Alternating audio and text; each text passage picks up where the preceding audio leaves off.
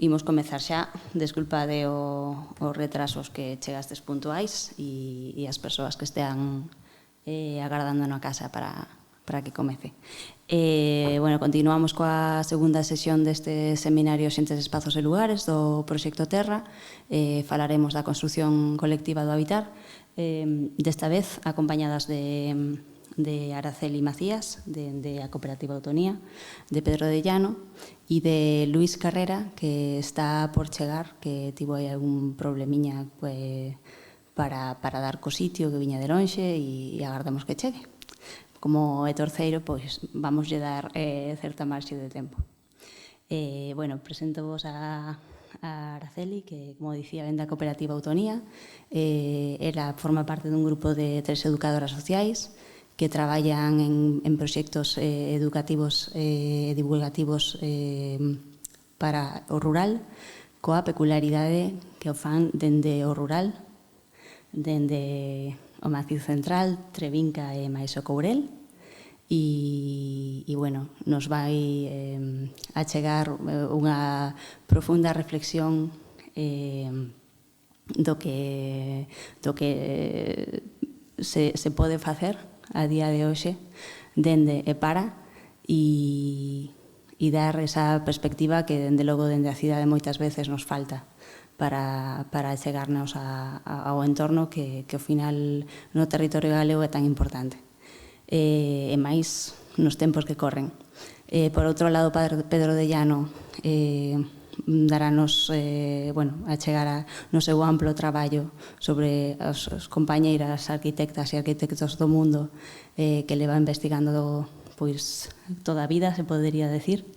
Pedro de Llano aquí creo que en Coruña xa non merece máis presentación, pero bueno, para quen veña fora do ámbito da arquitectura, saiba que foi profesor da Escola de Arquitectura, profesor de moitos nós, catedrático da UDC, e que é unha figura moi importante en Proxecto Terra. Colaborou dende os inicios con Xosé Manuel Rosales na construción de todo o material que partiu de feito do seu traballo sobre a arquitectura tradicional galega e bueno, é unha honra para nós que a día de hoxe volva a renovar esa colaboración e a continuar e agardamos que sexa por moitos anos. Por último, bueno, pois Luís Carrera, cando chegue, falarános da granxa do proxecto de ecoturismo en Palas de Rei, do proxecto Arqueixal, que é unha iniciativa que aposta por un desenvolvemento sostible de produción de produtos lácteos ecolóxicos e que nos falará de como se creou ese espazo rehabilitando unha serie de vivendas para crear esa granxa. E non lle quito máis tempos poñentes porque despois temos que sair en hora antes das 8:30 do museo e dicirvos, xa avisei outro día as que estades aquí, que cando saiamos, se facemos o favor, saímos directas porque imos rematar seguramente xustas de tempo e non queremos roubar máis tempo ás persoas que traballan aquí, entón saímos directamente para fora cando rematemos. Bueno, doulle paso a Araceli e moitas grazas a todas por vir.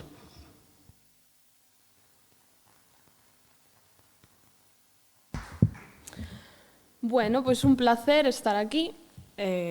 Bueno, sempre un placer visitarvos, facer cousas con Arquitecturas en Fronteiras. Así que, bueno, somos pouquiñas, pero como queda aí grabado, no, pois beneficios da tecnología, xa está, non pasa nada. Somos poucas, dá máis margen para que falemos, e non fale eu sola. Bueno, vou a poñer a presentación, a ver.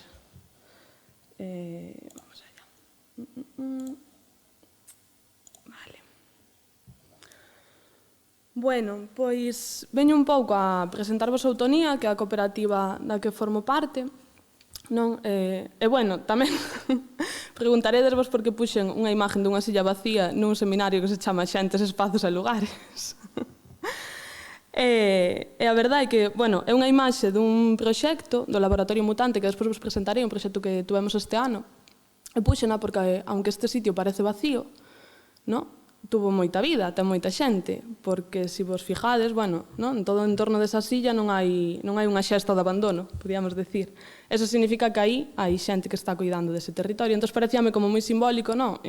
Poñer unha imagen xa de primeiras nas que igual, evidentemente, non hai xente, pero sí que está, non? Que é un pouco o que pasa co rural. Parece que non estamos, pero estamos. Entón, bueno, pois aí estamos nós. Nós somos Autonía, sempre a presento de dúas formas. Unha forma é ao nivel legal. A nivel legal, pois somos unha cooperativa de traballo asociado, juvenil, e sin ánimo de lucro. Non temos todos estes apelidos. E a veces, de feito, ainda me pasou o mes pasado na Ubigo, que presentei Autonía, a xente de economía dixéronme, como sin ánimo de lucro? Claro, lo haces voluntaria. Como vou facer voluntaria? Non. Pero é un pouco a nosa filosofía, non? Estamos aí dentro da economía social, entón, pois, bueno, nos queremos noutros modelos de empresas e noutros modelos de economía, e un pouco vimos por aí, non? Con esta proposta de traballo asociado. Somos tres educadoras, agora mesmo 4, que esperemos continuemos 4 nos seguintes meses, anos de vida que teñamos. Bueno, pero as 3 que empezamos, pois somos Paula, aí estou eu no medio, e Tania.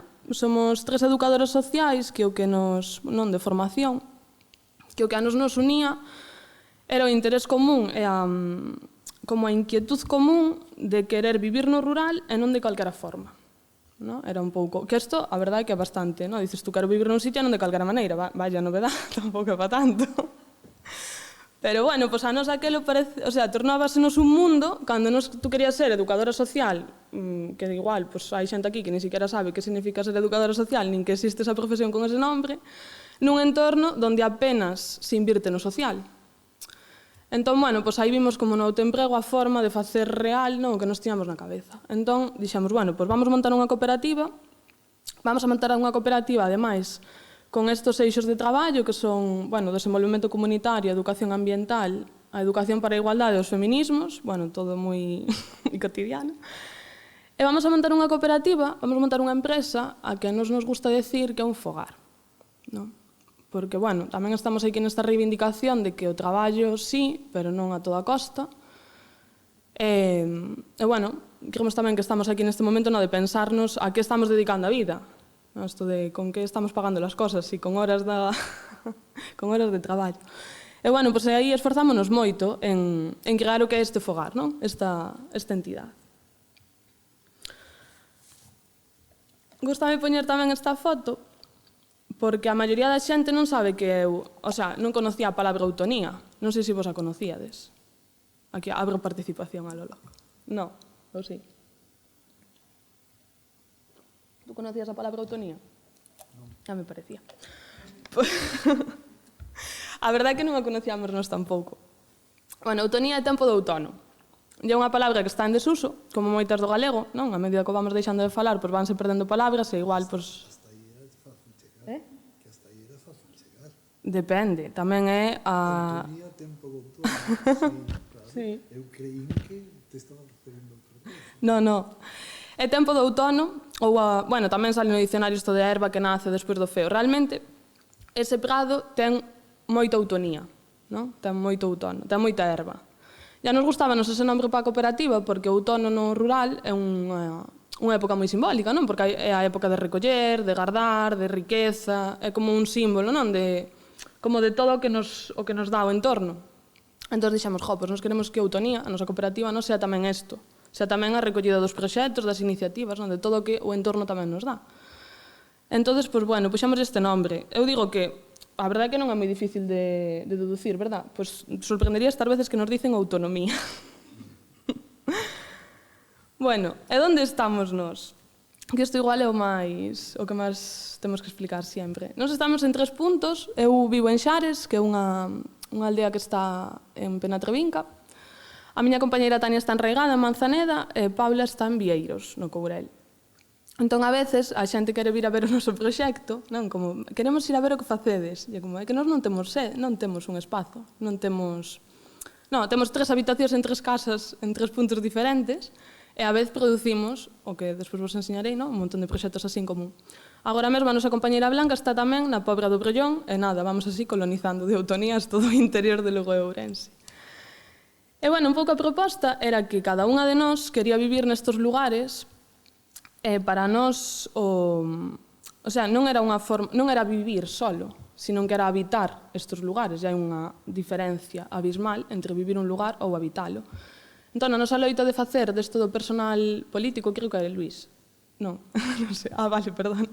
Bueno, nesta loita de facer de que o personal é político, pois nos queríamos eso, queríamos poder decidir onde queríamos vivir con todas as, bueno, con toda a dignidade posible. Entón, pois, bueno, montamos así a Autonía desde 3 puntos. Non vos dixen, bueno, constituímonos vai un ano, vamos facer 2 anos, agora en febreiro. E aí vamos, luchándola. Bueno, temos 4 áreas de actuación, así como en grandes, aunque a verdade é que tiña bastante conflicto cando estaba poñendo estas imágenes onte, porque é difícil partir o traballo en 4 áreas, non? O que fago en educación ambiental e dinamización e cultura da sustentabilidade non ten que ver tamén cos feminismos, ou non ten que ver tamén ca educación emocional, ou o que fago en desenvolvemento comunitario non ten que ver tamén, ou non terá que ter que ver tamén ca educación ambiental e co género. Pois un pouco, tuvemos que partímolo, temos estas 4 áreas. Dentro de cada unha desenvolvemos proxectos, actividades, iniciativas, e sendo sincera, o que nos deixan, o financiamento. E, bueno, non son estancas, sino que unhas alimentan das outras. E a verdade é que agora nos proxectos, de feito, cando, presento volos agora, quería intentar partilos como para enseñarvos algo de cada área e ao final decidín que non ten sentido, o que ten sentido é presentárvolos así.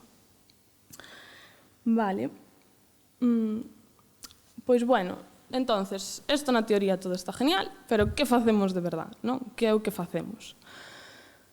Pois, aquí definín como tres actividades, non?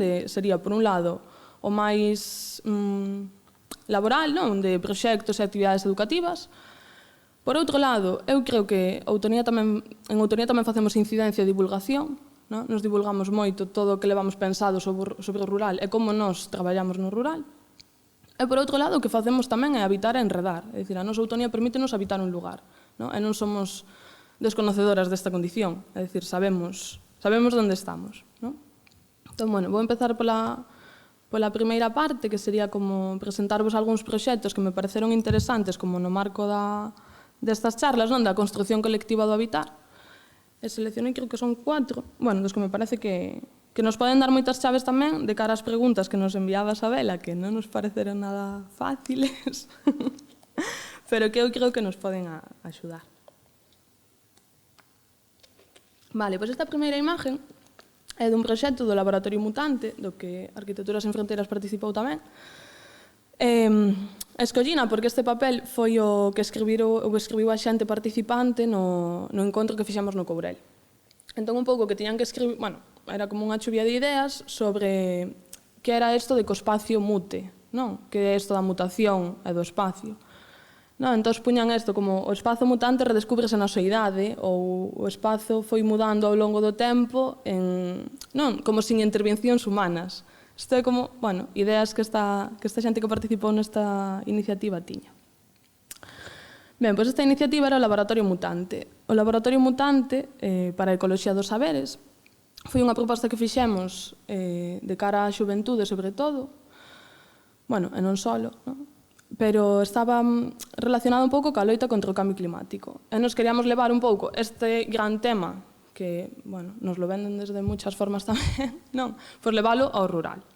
Entón, decíamos, bueno, como podemos facer isto? Pois montamos como un proxecto que tiña varias patas, tiña estas 3 patiñas, un eran webinarios, outro encontros e outro a campaña Ser Mutante. Nestes webinarios participou, sobre todo, persoas mozas que tiñan iniciativas no rural, non? Entón, aquí participaron desde as que montaron hai granxa esta que produce leite sen máis, non? De feito, estabas ti nesa charla, a un grupo de mozas, que produce un fanzine, como caidera, como traer multitud de voces, sobre todo de xente moza, que estaba creando vida, e creando tamén alternativas no rural. Isto parece-nos interesante porque a veces cando se difunde que é o que pasa no rural, parece que o único que pasa son casas rurales cando uno tiene 50 años e decide instalarse ali, non? É como, ala, que está estupendo, pero que somos un montón de xente nova tamén creando iniciativas ali, non? Entón, bueno, os webinarios un pouco funcionaban para iso. Están en YouTube, está todo o material colgado, así que se alguén lle interesa algunha das charlas, pois bueno, ali están. A outra pata eran os encontros, que eran, bueno, fixemos 2 encontros presenciais, e a última era esta da campaña Ser Mutante, que era unha campaña en redes que tiña, a súa vez, outras 3 ramas máis. En esta campaña Ser Mutante non se queríamos era crear contenido como unas buenas influencers, non, crear contenido nas redes, pero crear un contenido de calidad. Es decir, en vez de que, como nas redes todo cabe, non, pues, bueno, vamos a crear algo de calidad. Entón, propuxemos estas tres iniciativas, non? Era o E ti como mutas, no que invitamos a xente moza que tivera prácticas cotiás de cara ao cambio climático, non? E que as quixera contar en vídeos moi cortiños, entón sale desde unha persona que fai xabón con aceite a que denuncia que na súa aldea se están talando sistemáticamente os carballos para plantar viñas, por exemplo. Entón, bueno, era como un espacio aberto a quen quixera contarnos algo do que fai, non? Entón, ela, por exemplo, a que denunciaba dos carballos, dicía, eu o que fago é a denuncia. Non teño un produto, pero eu denuncio, non? E, bueno, como que nos parecía que ao final podemos sacar referentes do cotidiano así tamén, non? O recetario mutante era contenido que creábamos nós, bueno, eu non, Paula e Tania, máis ben, tiña que ver con desmontar mitos. Pois que é isto do greenwashing, que é isto das 3 Rs, chega con reciclar, reutilizar e non sei que, non? Como desmontar un pouco esta serie de cuestións que están extendidas, bueno, desmontalos con un contenido que fora, pois isto de calidad. E por último, as pílulas mutantes foron unha serie de vídeos que realizamos en colaboración realizou o alumnado en colaboración ca USC, a través dunha iniciativa de aprendizaxe e servizo. Non sei se, bueno, as iniciativas de aprendizaxe e servizo son estas que o que buscan é que o alumnado, en vez de quedarse pechadiño nunha universidade e que o que se produza aí queda aí pechadiño, non? Me parece, pois, bueno, comunica un alumnado con entidades que estamos, pois, nos seus, bueno, que estamos na realidade, voulle chamar. Entón, aquí colaboramos con un grupo que se chama Arredor do Rural, que é un grupo de aprendizaxe e servizo, que o que busca precisamente conectar entidades que estamos no rural co alumnado, non? Entón, que así, os seus traballos non queden un pouco aí en tierra de nadie, en caixos de profesores e profesoras, senón que podan ter utilidades. Entón, aquí participou unha serie de alumnado que desde as súas disciplinas relacionábanas co cambio climático. E saliron cousas moi chulas como alumnado que era de ciclos de deportes, falando de deporte e cambio climático, os que facían magisterio infantil, como adaptar os materiales de infantil para traballar X temáticas. Bueno, invito-vos mellor a velos é mellor velo que a contalo. Ben, e despois estaban os encontros presenciais, onde realizamos 2. Fixemos o Monte con Nome no Courel, e o Monte con Nome, foi unha xornada dun día no que un grupo de personas apuntáronse voluntariamente e realizaron primeiro unhos roteiros por unha zona do Courel, guiado por un guía local, e despois participaron nun taller de poesía. Entón, esta mezcla de repente unha actividade así como podría ser máis tradicional, non? De ir ao monte que un guía te leve a despois traballar nun taller de poesía, o que fai é que tú lle poñas nombre ao que viviche e onde estuveche. Porque aquí, todos sabemos, o que non ten nombre non existe, o que non ten nombre non o cuidas, o que non ten nombre non o sintes teu. Entón, con esta lógica, era como, que a xente non se quede só en visitar un lugar, senón que se a ti eso te fixo sentir algo, que teñas a ferramenta para poder transformalo, escribilo. Entón, saliron aí unha serie de traballos moi chulos, que agora tamén vos enseño onde os podedes ler, e onde se lle puxo nombre ao monte, ao final. E tamén con esta reflexión que facemos de que nos permite facer o Diario Habitar, que eu sei onde vivo, non? Se vou a Ferradal, ou vou a Lamazais, ou vou... Non poñolle nombre ao monte, pero temos moito tamén esta costumbre de ir a visitar o monte e dicir que vou ao monte. E xa, o monte que é, non? Pois vamos un pouco por aí. E no segundo dos encontros, que era de construir o hábitat, pois aí o que fixemos foi visitar unha aldea abandonada que está en Manzaneda, que é pegada. Entón, aquí, arquitecturas en fronteiras. Pois a verdade é que fixeron un traballo super chulo con este mapa que se ve aquí de fondo de tela, que todo o mundo quedou impresionadísimo. E o que fixemos foi precisamente interpretar o abandono. É dicir, que estás nun lugar que está abandonado, pois non te quedes en que está abandonado. Vamos a ver que pudo ser isto, que outras vidas tuvo, e que outras vidas podería ter. Vamos a dar as ferramentas tamén ás persoas que chegan a un lugar. E, ademais, como o grupo que éramos, que non nos conocíamos a maioría entre nós, ou outros sí, en fin, había aí moita diversidade, pois de traballar en conxunto interpretando un lugar. Eu creo que, foi unha experiencia super bonita, e da que sacamos un montón de aprendizaxes. Non me enredo máis nesto. Vamos a poñer o vídeo resumen deste proxecto, que eu creo que é mellor que Pois un roteiro moi de tranquis no que gustoume moito como nos explicou as cousas, a perspectiva que tiña, a perspectiva histórica e o contacto ca natureza, a forma de entender a natureza.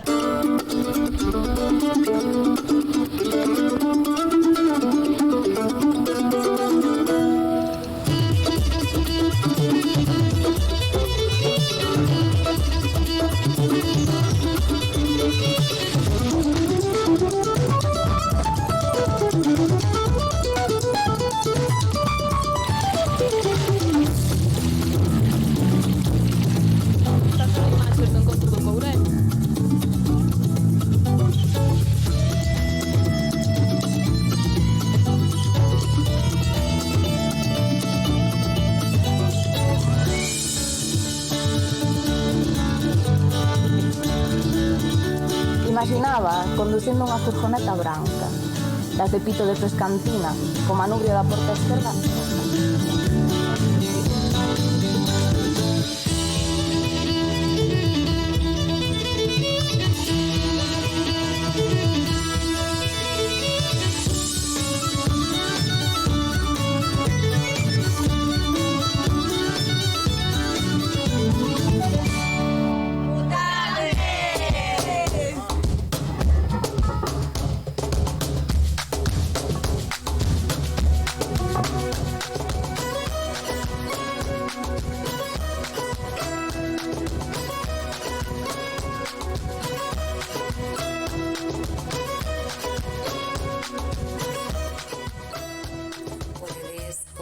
Roupa que xa non usedes e logo vos tamén podedes coller roupa de outra xente que non use e darlles unha segunda vida. Estamos sufrindo unha lacra bastante importante de talas sistemáticas, denuncialo e contalo en todos os espacios onde me atopo para que todo o mundo entenda a gravidade deste asunto. A compostaxe comunitaria é unha moi boa ferramenta para loitar contra o cambio climático e traballar para un mundo máis sustentable. Si queréis cuidar la tierra, una forma es ese aceite usado que tenemos en casa y no sabemos qué hacer con él, utilizarlo en jabones que tenéis en internet en la receta para hacer todo tipo de jabón.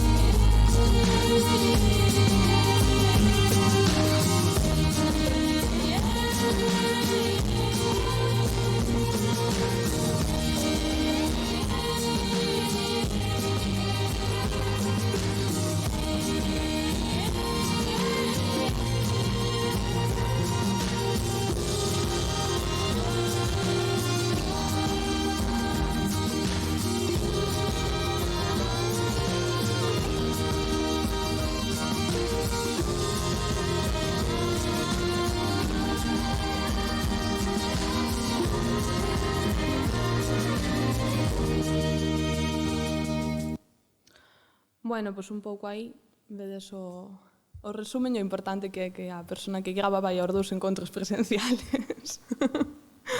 Porque do segundo non temos imaxes. Vale, ao final do vídeo vistes que salía como un libro, non? Como un libriño.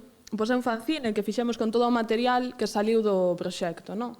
Porque ao final parecenos tamén que estamos constantemente creando proxectos, creando materiales, creando iniciativas, non sei que. Non, eso non chega. É como que chega un momento onde queda todo eso, non?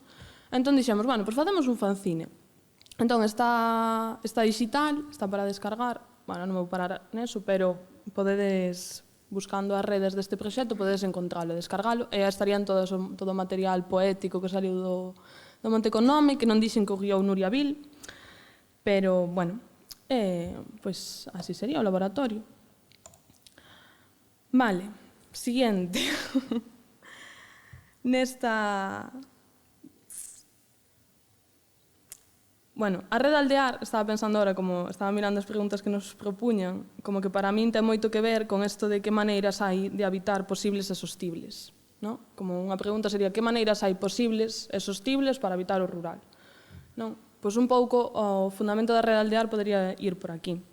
A rede Aldear é unha asociación da que formamos parte, non? En vez de ser un proxecto en sí, non, como en sí mismo, bueno, sí, é un proxecto tamén. É unha asociación.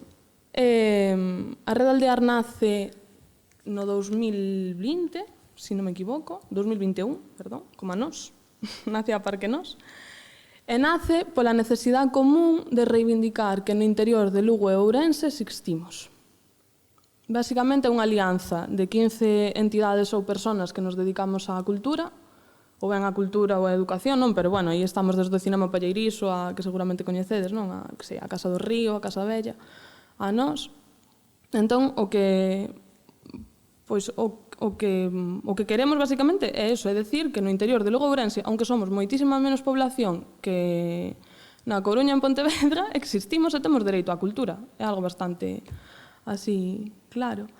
E, bueno, pois un pouco constitúese esta rede para visibilizar o traballo cultural e de desenvolvemento rural que estamos levando a cabo xa estas asociacións, e non só nós, non? Pero estas que comezamos.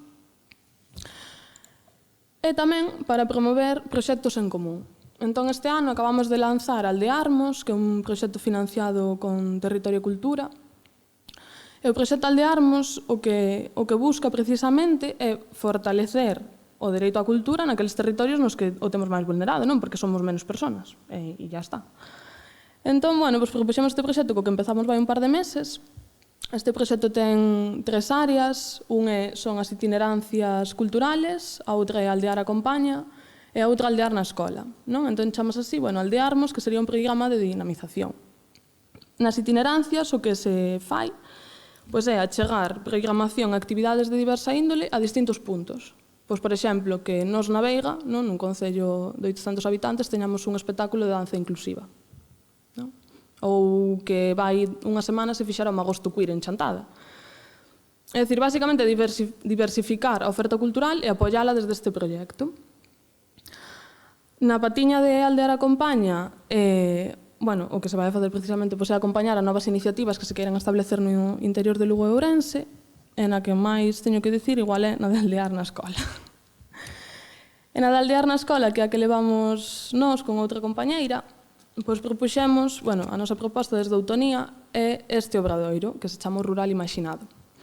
Entón, o Rural Imaxinado nace porque vimos unha necesidade nos nenos e nenas que crecen no rural e que non se imaginan un futuro nel. Non? Tú preguntas se que queren ser de maiores e van a vivir en Barcelona ou en Madrid e xa está. Ou sabes perfectamente que te irás a estudiar a algunha universidade que seguramente non che quede cerca de casa.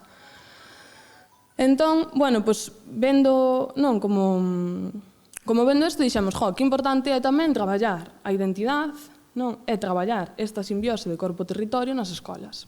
Entón, propuxemos este obradoiro que ten, bueno, que se divide en 3 partes, donde nunha primeira sesión analizan como a súa realidade, nunha segunda planteamos como o futuro que quero, pero sobre o lugar que habito, non? Despois agora vos explico igual un pouco mellor, pero non teño moito tempo. E o terceiro é como, bueno, a posibilidade de imaginarnos.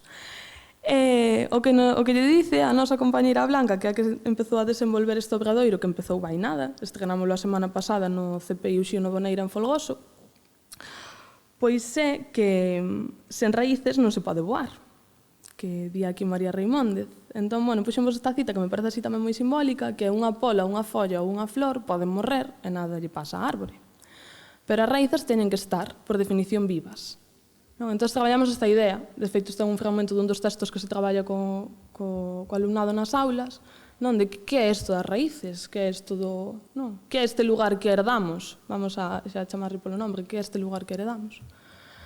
E, bueno, trouxenvos algúns dos debuxos da segunda sesión que me pareceron moi chulos porque a veces nesta resposta destas preguntas, como de que maneiras de habitar son posibles, tamén tiñamos que escoitar a infancia, que ten muchísimo que decir. Que sempre estamos nos na nosa mente de adultos, e aquí teño moito que decir. Entón, bueno, o exercicio que tiñan que facer era debuxar o seu corpo, non? E despois debuxar o seu territorio. Porque vamos a partir de corpo e territorio son dous conceptos que van unidos, non? E de como ese corpo se proxecta no territorio, ese territorio se proxecta no teu corpo, e como tamén esa autoestima que nos non temos no corpo, tampouco a temos no territorio. Entón, bueno, o exercicio era debuxar o corpo, nese corpo había que situar a aldea, e onde estaría a aldea? Entón, pois aquí está no corazón, por exemplo. Habería que situar que partes do corpo son caducas e cales perennes, e despois isto leválo ao lugar que habitas, que partes do lugar que habitas son caducas ou son perennes. Non? Bueno. E tamén que superpoder queres ter que é voar. Xa, isto está moi fácil. Bueno, pois seleccionemos estes debuxos porque me pareceron moi simbólicos polo siguiente. Este debuxo de aquí, que é o máis grande, que se pode ver perfectamente, que necesitou como 10 folios, non? É da aldea máis pequena. É da aldea máis pequena porque esta nena ten unha conciencia terrible, o sea, ten unha consciencia terrible sobre o territorio, é dicir, veio perfectamente todo, todas as casas, todas as calles. Vale, pois desta aldea marcou cunha X aquelas que están en abandono, non? Que como vedes son a maioría. E situounas todas. E despois tuveron un debate moi interesante con ela, que era saber se podemos considerar vacía unha vivienda que se utiliza os fines de semana e que só se visita os fines de semana ou non. Entón, había nenos que decían que esa era unha vivenda vacía, que non a poderían considerar como habitada, e outros que decían que sí. Eu deixo vos aí a pregunta tamén. Ben, pasou unha cousa curiosa neste obradoiro e foi que tiñan que situar as súas aldeas no chan, non? Según como estuveran representadas na realidade, non? É dicir, nas distancias e demais. E resulta que esta quedou detrás da pizarra. Entón, contábanos Blanca que cando se puxo a falar de cada unha e do que salía, non falaba desta, claro, porque non a estaba vendo. Entón a nena díxolle, Blanca, non estás falando da miña aldea porque quedou detrás da pizarra, que isto pásanos moito, que como estamos lonxe naide nos vei. E claro, que isto pasa moito, que como estamos lonxe xa non nos ven. Entón, bueno, é moi interesante escoitalas.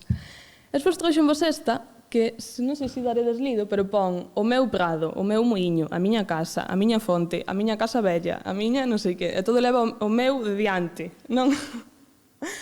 Este levar o meu de diante, ou que identifique tan ben todas as terras que ten, ben porque este neno quere ter vacas de maior. É porque el se imagina un futuro nese territorio. É dicir, entonces é seu, e se é teu, deféndelo. Esta é unha secuencia lógica, non? Entón, como pasamos de igual non ser capaces de debuxar toda a aldea, de non ser capaces de identificar o teu, non, a isto. A que é teu e defendémolo, non? E, bueno, outra curiosidade deste obradoiro, xa non me estendo máis, foi que cando situaron no chan, pois estaba a aldea de Vilar. Se sabedes, a aldea de Vilar foi a Cardeu, no Courel. Entón, un dos nenos dixo, para que este mapa sea real hai que queimar Vilar. Entón, Blanca, non, que a nosa compañera que dá os talleres, fixo todo un alegato dos límites do humor.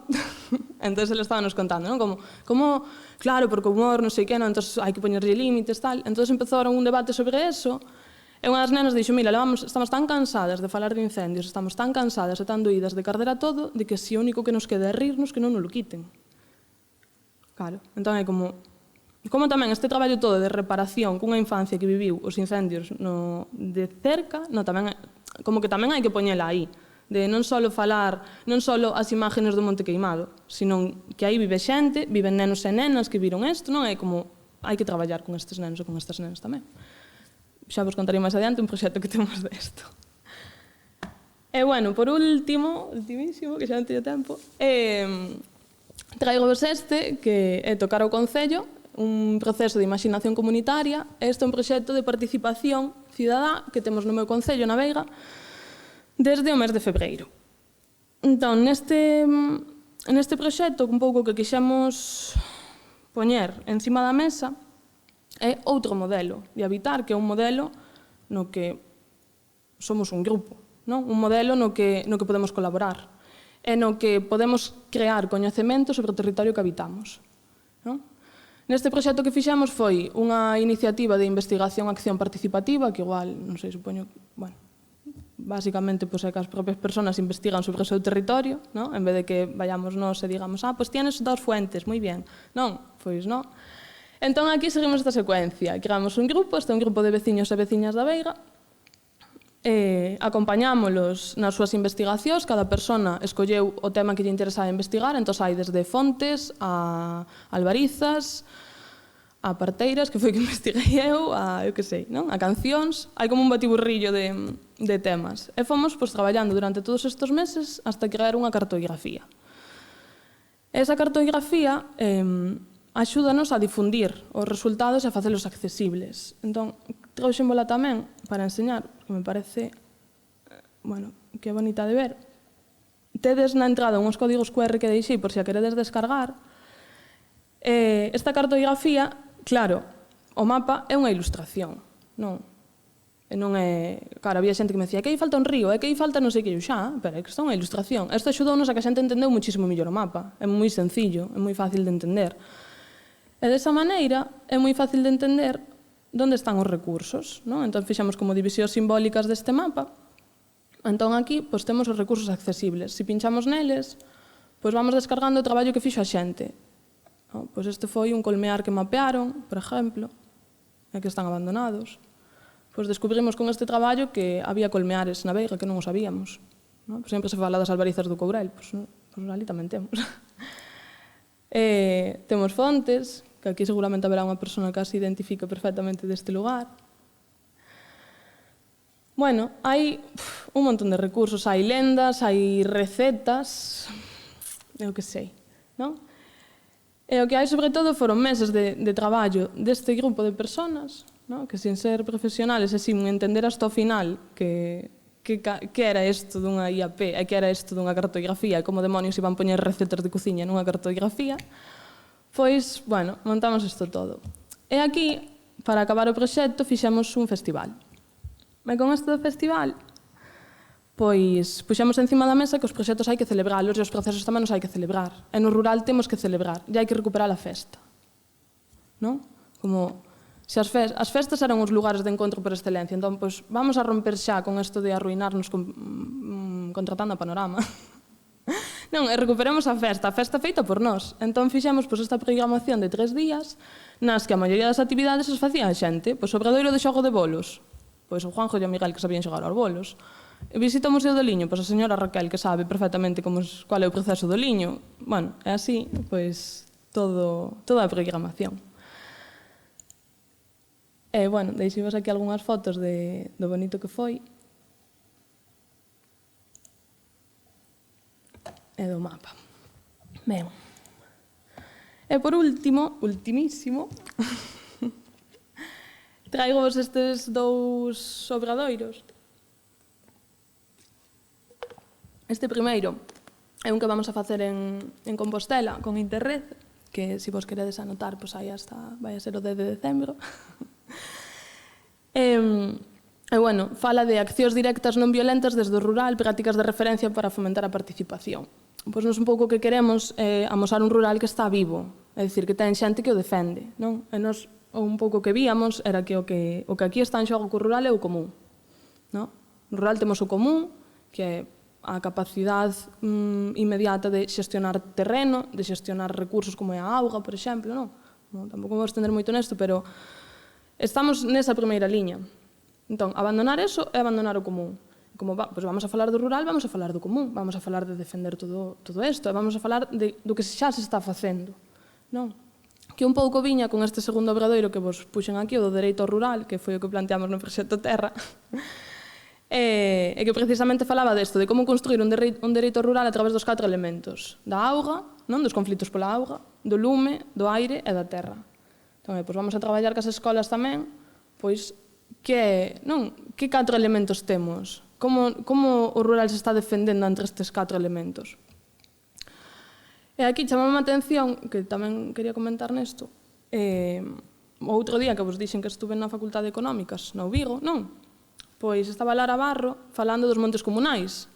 En primeiro de Economía, naide sabía o que era un monte comunal no noso territorio. Entón, aí está o conflito. Estamos perdendo o común. Estamos nunha loita constante entre o capital e a vida, entre o capital e o común. Estamos deshabitando os lugares onde temos acceso ao común para deixar os vulnerables ao que ven aquí, aos parques eólicos, aos incendios, todo isto.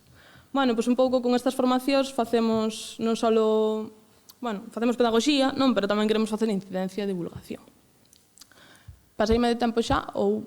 Non, 5 minutos teño ainda, por exemplo. 2, mierda. Entón pasa rapidísimo. Bueno, pois con isto de incidencia e divulgación, que era o que decía que facemos nos en Autonía, todo isto que viñen contando, e tamén facemos este tipo de historias. Por exemplo, pois dixémonos no Día Internacional da Muller Rural, pois vamos a recordarlle á xente que que cositas é mellor que nos evitemos. Entón, pois podedes seguir nas redes, se queredes, aí somos bastante activas.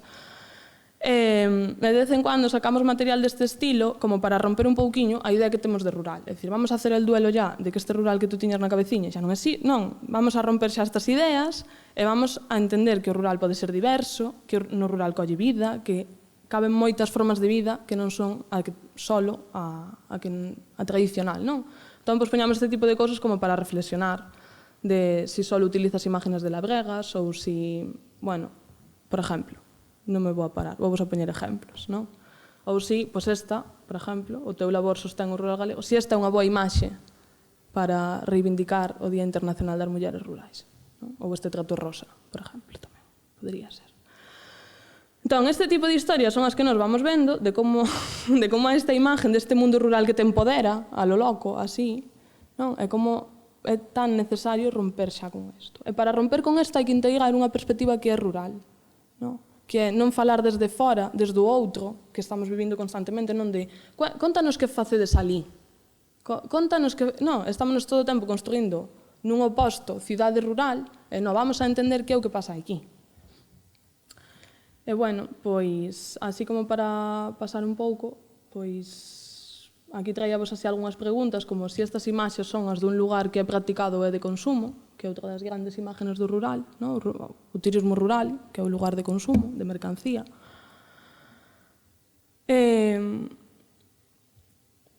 despois, como para rematar, traía estas cuestións por si que a nos parecen fundamentales e que con vos xa falamos algunha vez, pero como isto queda aí grabado, pois para os oyentes, que é como si estamos ao mando de organizacións, de políticas, non, de concellos, si tes un mínimo de poder sobre o que pode ocurrir nun territorio, plantéate estas preguntas. Plantéate onde traballas normalmente, onde creas os proxectos. Sempre faz nos mismos tipos de rural. É que como tes a sede na Coruña, resulta que sempre estás no rural que che queda máis cerca. Ou é como... Non, vámonos a plantear eso. Por que nunca traballamos no Courel ou en Trevinca, non? E que características do lugar teño en conta? É dicir, esta palabra que me parece a mí moi gallega, que lle vou poñer ao meu proxecto, ten algo que ver ca xente a que vai dirigida? O sea, planteime se esta palabra ten algo que ver con eles, ou si... Vámonos a poñer tamén aí. Isto xa vos vou poñer así de anécdota como para rematar. Esta, non conoceredes esta iglesia, é a iglesia do lugar onde vivo, de Xares, é unha iglesia que ten máis de 1000 anos. É bonito, non? É bastante bonita. É moi bonito o entorno. Pois vai un par de anos, esta ponte caeu, e entonces no pobo empezaron a reivindicar que querían que se lle arreglara a ponte, non? Porque necesitábamos unha ponte para que a xente do barrio de aquí podera ir á iglesia por este camiño, non? A pesar de que aquí xa hai unha ponte tamén, pero como estaba esta. Entón, pois alguén desde o seu lugar, desde o seu despacho, ocurriuselle facer isto. Porque non se planteou ningunha pregunta. Non se planteou onde estaba, non se planteou nada. Nin entendeu o lugar para onde estaba facendo esta ponte. Entón, pois acabarei con ela, que di unha veciña miña que é a ponte que nos merecemos. Ela dicio porque en contraposición a todo o mundo que se queixou de por que se gastaba tantísimo diñeiro, non que era fea nin nada deso, a cuestión era por que se invertían tantos cartos nun lugar onde vivimos 25 personas. Entón, ela dixo, nos temos dereito, como as de Madrid, a ter unha ponte como eles. Temos a ponte que nos merecemos. Pois non teñamos máis pontes que nos merezcamos. E nada, con isto xa acabo. Vou vos deixar aquí esta cita e con esta acabo en tempo. Por moitas gracias.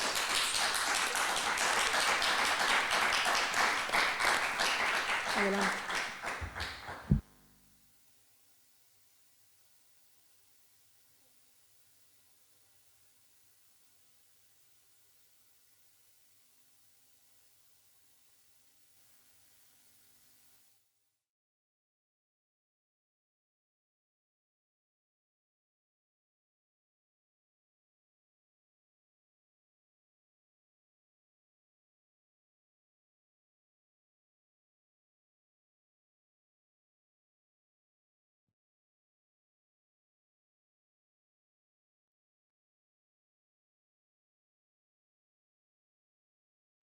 Bueno.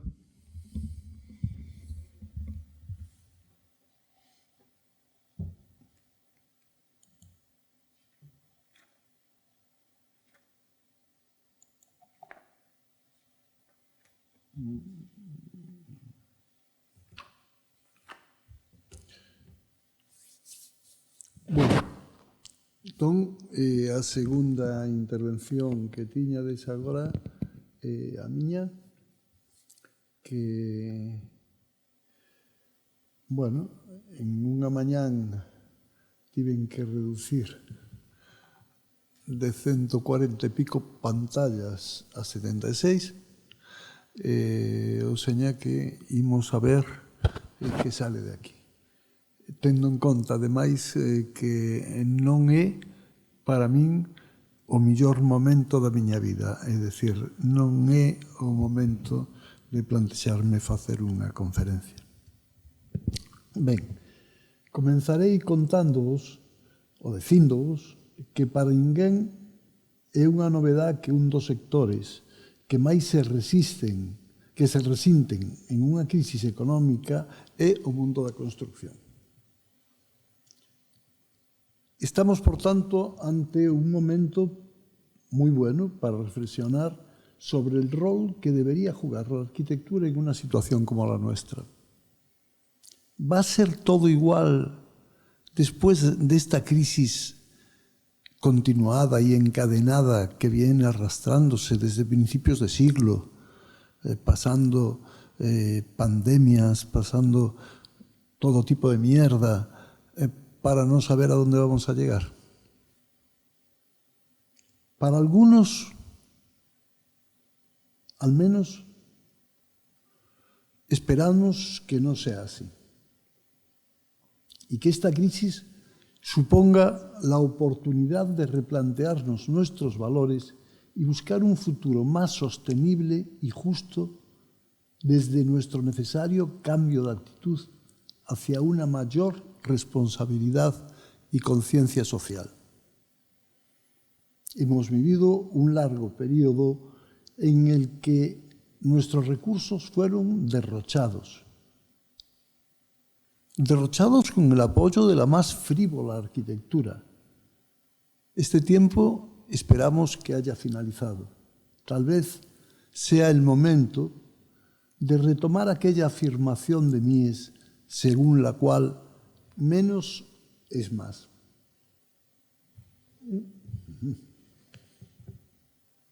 Frente a nuestra actual situación, la arquitectura solo puede tener sentido si realmente soluciona las necesidades planteadas optimizando los recursos existentes para lograr más calidad de vida con menos coste. Ese debe ser el camino, y para hacerlo quisiera resaltar la utilidad de volver nuestros ojos a una humilde arquitectura que durante muchos siglos construyeron nuestros compañeros de oficio, los artesanos, aprendiendo de ellos racionales planteamientos sostenibles que nos lleven a un reencuentro entre la arquitectura y la sociedad, un reencuentro ahora más que nunca necesario. En un difícil momento como el que pasamos, la arquitectura vernácula, nacida como respuesta a unas determinadas imposiciones físicas, climatológicas y culturales, bien podría convertirse en un atractivo referente conceptual para todos aquellos decididos a ligar su actividad a una deseable aspiración de responsabilidad. Para los desconocidos constructores de la historia de nuestro medio, su obra nunca pretendió más que la adecuación de cada contenedor a su uso y a su contexto. No hicieron más que dar respuesta a sus necesidades por medio de inteligentes soluciones espaciales siempre ligadas a su limitada capacidad tecnológica. Y por eso su trabajo puede aún hoy aportarnos fundamentales enseñanzas en nuestra actividad. Pensemos que a lo largo de los siglos los hombres fueron transformando el paisaje. En realidad, todo comienza con el paisaje. Vivimos inmersos en el paisaje, pero podemos preguntarnos, ¿qué es el paisaje? ¿Cuál es el papel de la arquitectura en ese paisaje? Si definimos el paisaje como el ámbito en el que el hombre se relaciona con su medio, haciendo que su universo se establezca en función de la relación existente entre los espacios interiores y exteriores en los que él desarrolla su actividad, no deberíamos de dejar de interesarnos por una arquitectura de la que podremos extraer fundamentales enseñanzas con referencia a su racionalidad. Hablamos de una arquitectura que con el tiempo habría de convertirse en permanente, pasando a integrarse en cada ecosistema y haciendo del ser humano un elemento más de su paisaje. La arquitectura, escribió un inglés que se llamaba William Morris hace casi 2 siglos, abarca la consideración de todo el ambiente físico que rodea la vida humana. No podemos sustraernos a ella mientras formemos parte del mundo, ya que la arquitectura es el conjunto de alteraciones producidas por el hombre en la superficie terrestre con objeto de satisfacer sus necesidades. Con la construcción de cada nueva arquitectura deberíamos, por tanto, plantearnos nuestro papel en la continua redefinición de nuestro escenario vital, de modo que podamos plantear cómo superar positivamente los posibles conflictos entre el desarrollo de nuestra sociedad y su medio. Tendríamos que pensar en concretar una arquitectura destinada al establecimiento de una relación de igual y igual entre el hombre y su medio, basada en una actitud que nos permita plantearnos qué es lo que realmente podemos aprender del mismo y de aquellos hombres que a lo largo de la historia lo fueron modificando, definiendo distintas soluciones para ellos mismos. La arquitectura, dijo también William Morris, abarca todo aquel conjunto de transformaciones del medio realizadas por el hombre para lograr una mejor calidad de vida. Cuando llegó la modernidad a principios del siglo XX, la arquitectura vernácula se incorporó a su proyecto. La función hace al órgano. He ahí una afirmación incuestionable que parte de Darwin un siglo atrás. Esto nos permite la comprensión de una buena parte de las teorías nacidas con el comienzo del pasado siglo. Una tesis que una y otra vez llevaría a nuestros más grandes maestros, como Frank Lloyd Wright, a poner su atención en una arquitectura que desde su sencillez y austeridad debería mostrarles el camino de la razón. La tierra, escribió, es la forma más simple de la arquitectura. El construir sobre la tierra es tan natural para el hombre como para otros animales, aves o insectos. En la proporción en que él se distinguió de los otros animales, sus construcciones acabaron convirtiéndose en lo que hoy llamamos arquitectura. Aquí tenéis, por ejemplo, unos planos de una de las casas de la pradera de Frank Lloyd Wright, donde podemos observar cómo la arquitectura de aquellos artesanos que tantos años trabajaron sobre la geografía norteamericana convirtió en una arquitectura que podría ser una maravillosa arquitectura realizada anteayer. Al tiempo que Wright decía todo eso, Adolf Loos, un arquitecto austríaco, se empeñó en hacernos entender la arquitectura popular como un ejemplo de sensatez. Con el inicio del siglo XX, la célebre frase de que la forma sigue a la función se había convertido en uno de los principios fundamentales de la Bauhaus. Mientras Loos denunciaba la disipación cultural de los juegos decorativos secesionistas, contraponiéndoles el estricto sentido de la justeza en el uso de los materiales y la adaptación sin prejuicios a las necesidades funcionales presentes en la arquitectura vernácula.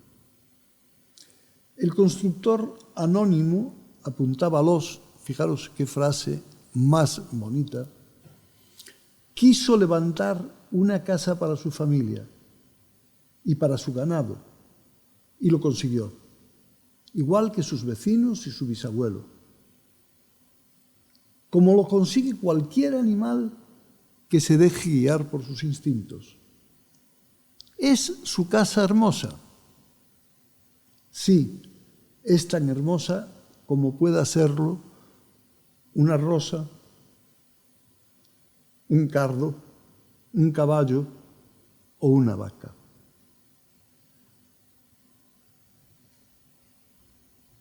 La búsqueda de una arquitectura ajena al mundo del academicismo formalista fue entonces definida como símbolo de la claridad de pensamiento.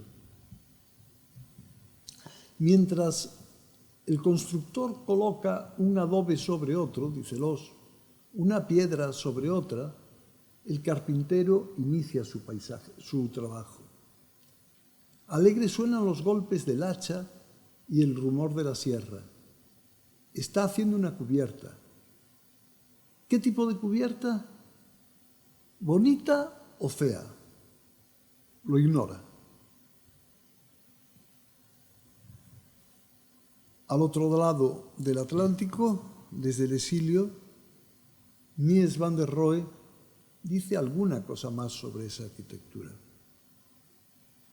¿Qué sabiduría para emplear los materiales revelan estas construcciones y qué potencia expresiva poseen sus formas? ¿Qué calor irradian y qué hermosas son?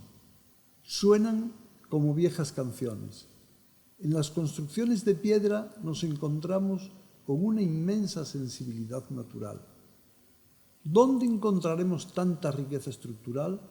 ¿Dónde podríamos encontrar una fuerza más sana y una belleza más natural que no aquí? ¿Habéis visto algo más perfecto que la arquitectura vernácula en cuanto a satisfacción de fines y empleo de materiales? Cualquier hachazo significa algo. Cualquier golpe de cincel es realmente una expresión. Deberíamos evitar perturbar el paisaje con la presencia de nuestras arquitecturas. Deberíamos esforzarnos por conseguir establecer una mayor armonía entre naturaleza, vivienda y hombre. Estamos hablando del momento en que Le Corbusier viaja por el Mediterráneo haciendo apuntes de todo aquello que ve. En sus cuadernos nos encontramos con una chimenea en el Jura donde él pasó su juventud, que luego reutilizó para hacer la sección de la Cámara Baja de Chandigarh, un lugar donde yo estuve con alguno de los aquí presentes.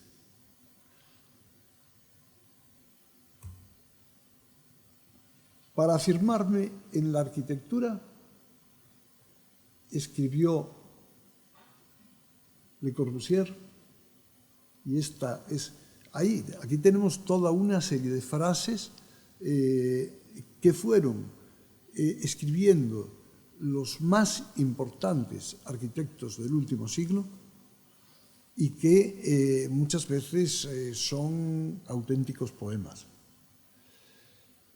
Para afirmarme en la arquitectura, dice, observo la simple y clara experiencia humana de la arquitectura de los artesanos. Me refiero a las ventanas cuadradas, aberturas precisas en las paredes, con sus cubiertas y sus descargas, y su carpintería de madera en el interior. Hablo de lucernas desnudas y de techos, los techos de siempre, sin buhardillas adornadas, puros actos de sensibilidad. Y los 3 escalones de la puerta, además, y la medida de esta. Me refiero a cosas que no son ni más ni menos que la propia arquitectura, el arte de construir. Existe una norma verdadera en la valoración de las funciones, la jerarquía y de su humildad y condición de sirviente.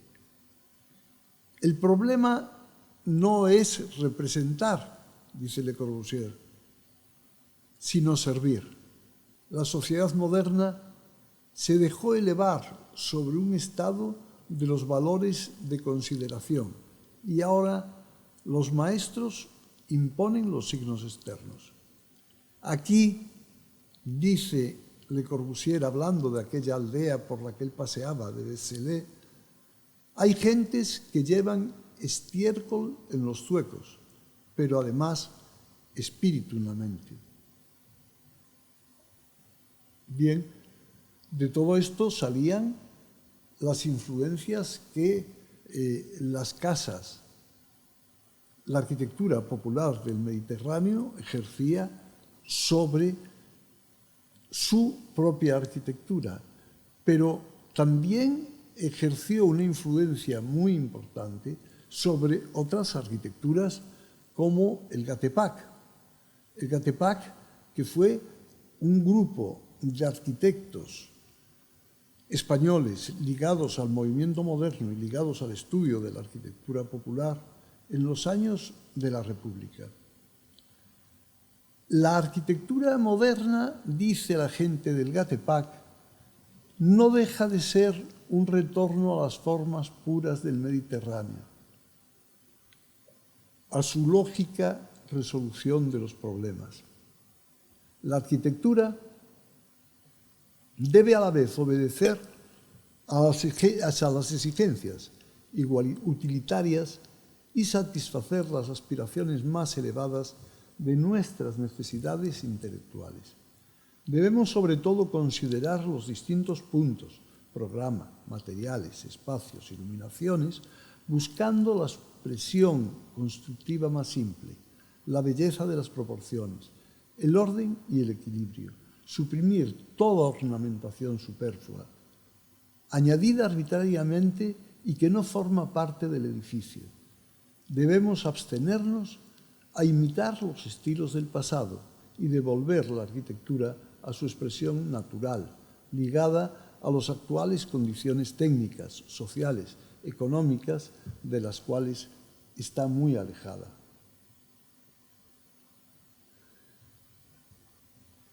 Toda esta gente del Gatepac o bien murió durante nuestra guerra civil o bien tuvo que exiliarse. Fue una guerra brutal, una guerra civil increíble, que acabó, por ejemplo, con la vida de Torres Clavé, uno de los hombres más destacados del Gatepac.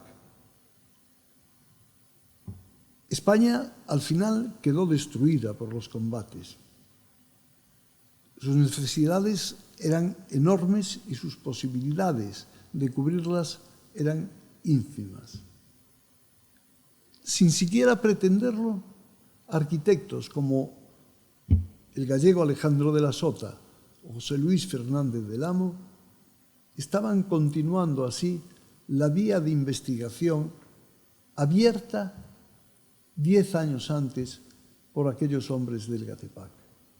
Acabé la carrera, recuerda Sota, y entré en el Instituto Nacional de Colonización. donde tenía que hacer pueblos. Para mí el bien total estaba entonces en la arquitectura popular. Para apoyar mi trabajo recorrí muchas aldeas y pueblos rurales y al volver a mi estudio recordaba lo que había visto y lo llevaba al papel.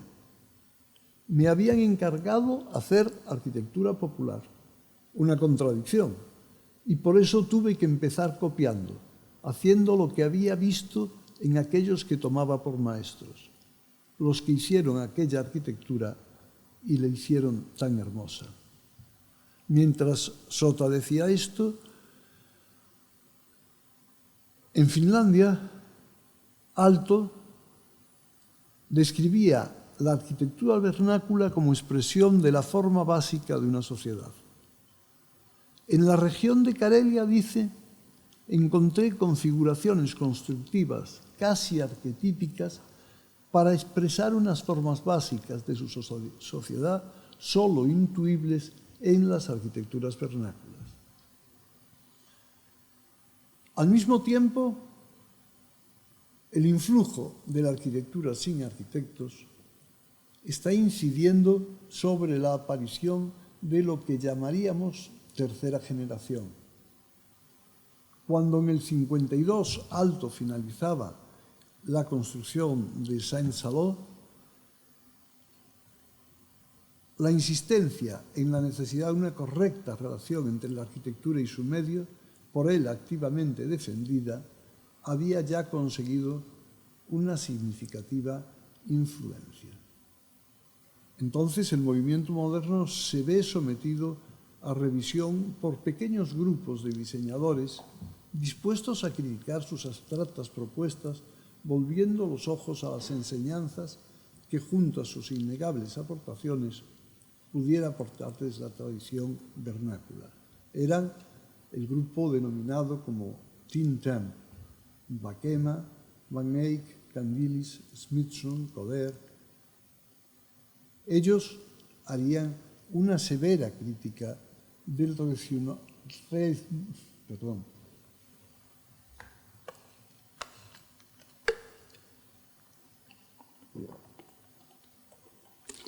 del reduccionismo funcionalista.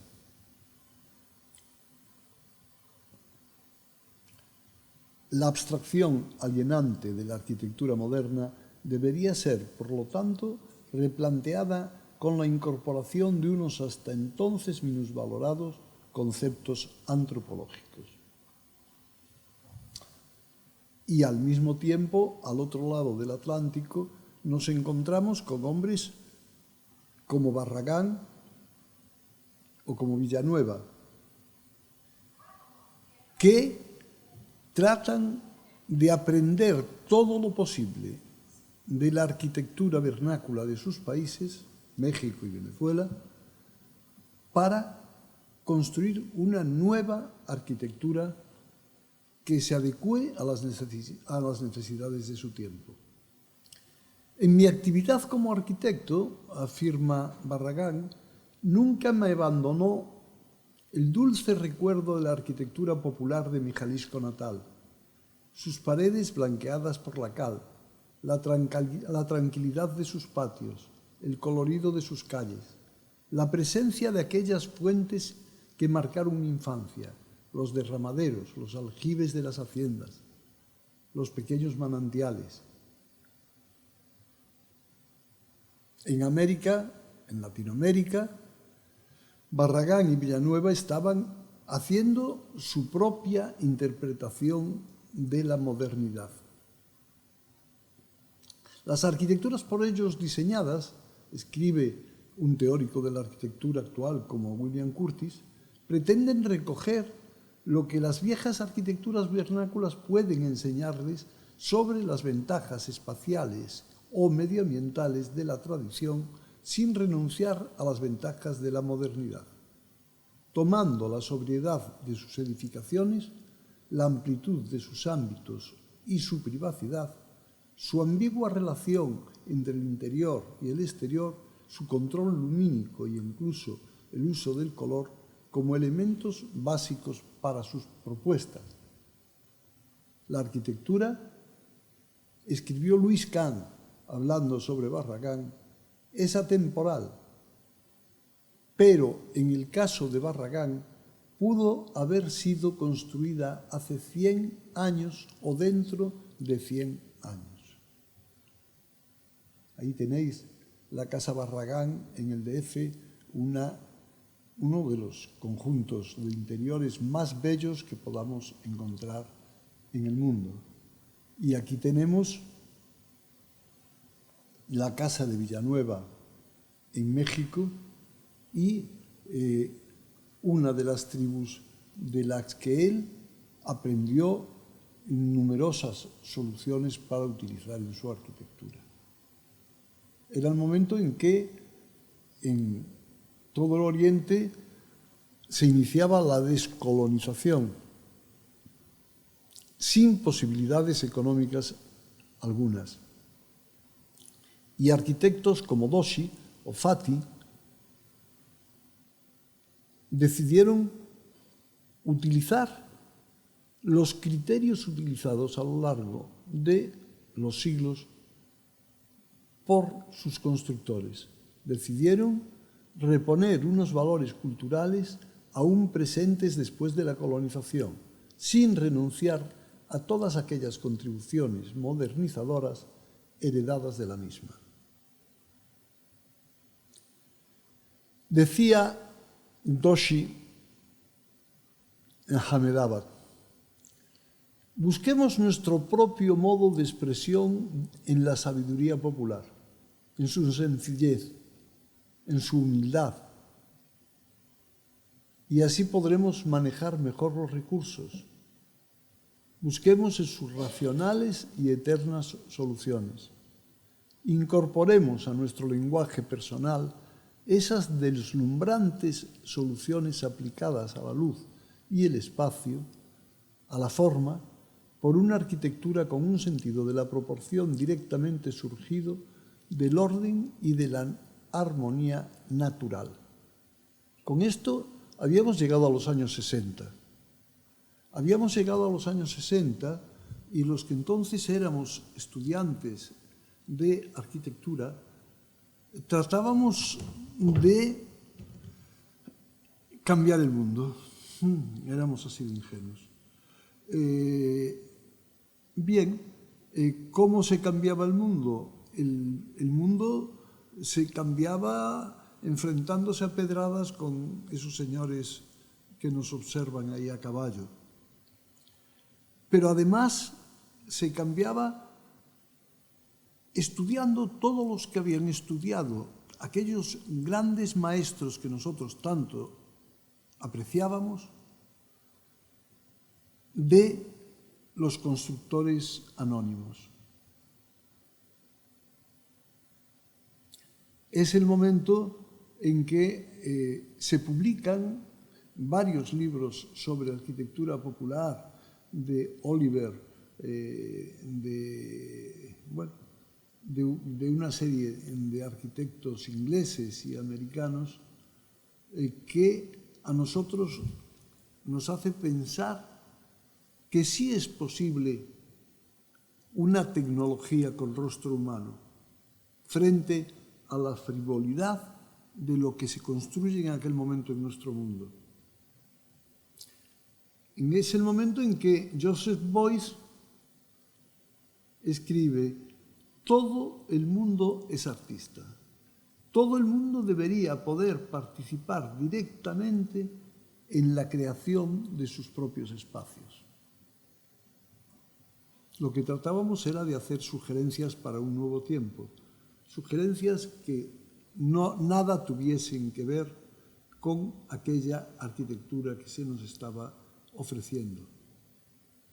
Sin embargo, buena parte de aquel entusiasmo por alcanzar un mundo mejor, un mundo distinto, devolviendo la actividad de los arquitectos a una realidad que no fuese el tedioso y ecléctico periodo de indefinición por el que pasábamos, es necesario reafirmar lo obvio, dice Curtis.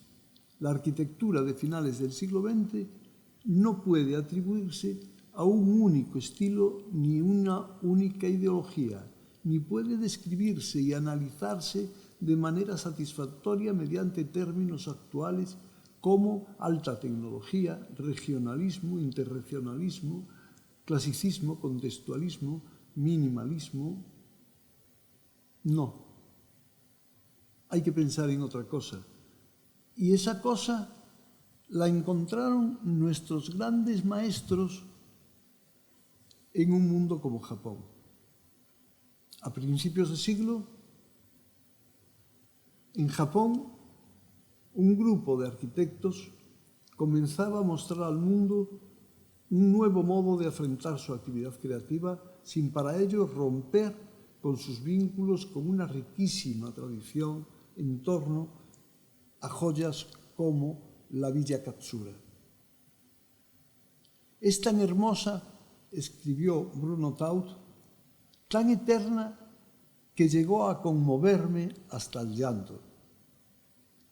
Y lo decía en el momento en que Gropius escribe una tarjeta a Le Corbusier a su llegada a Japón y le dice: querido Corbu, todo aquello por lo que habíamos luchado tiene su paralelismo en la vieja cultura japonesa. ¿Podrías sentirte tan emocionado como yo en este espacio de sabiduría cultural de 2000 años de antigüedad? La casa japonesa es la mejor y más moderna que conozco.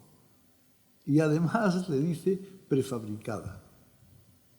¿Cómo no entender, tras la lectura de este mensaje, el interés de los distintos maestros del movimiento moderno en una arquitectura tan singular como la japonesa?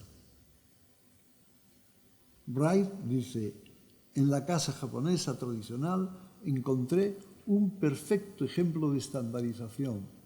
Le Corbusier dice: los espacios modulares de la arquitectura japonesa y su carencia de elementos decorativos hacen de ella un espléndido ejemplo de modernidad.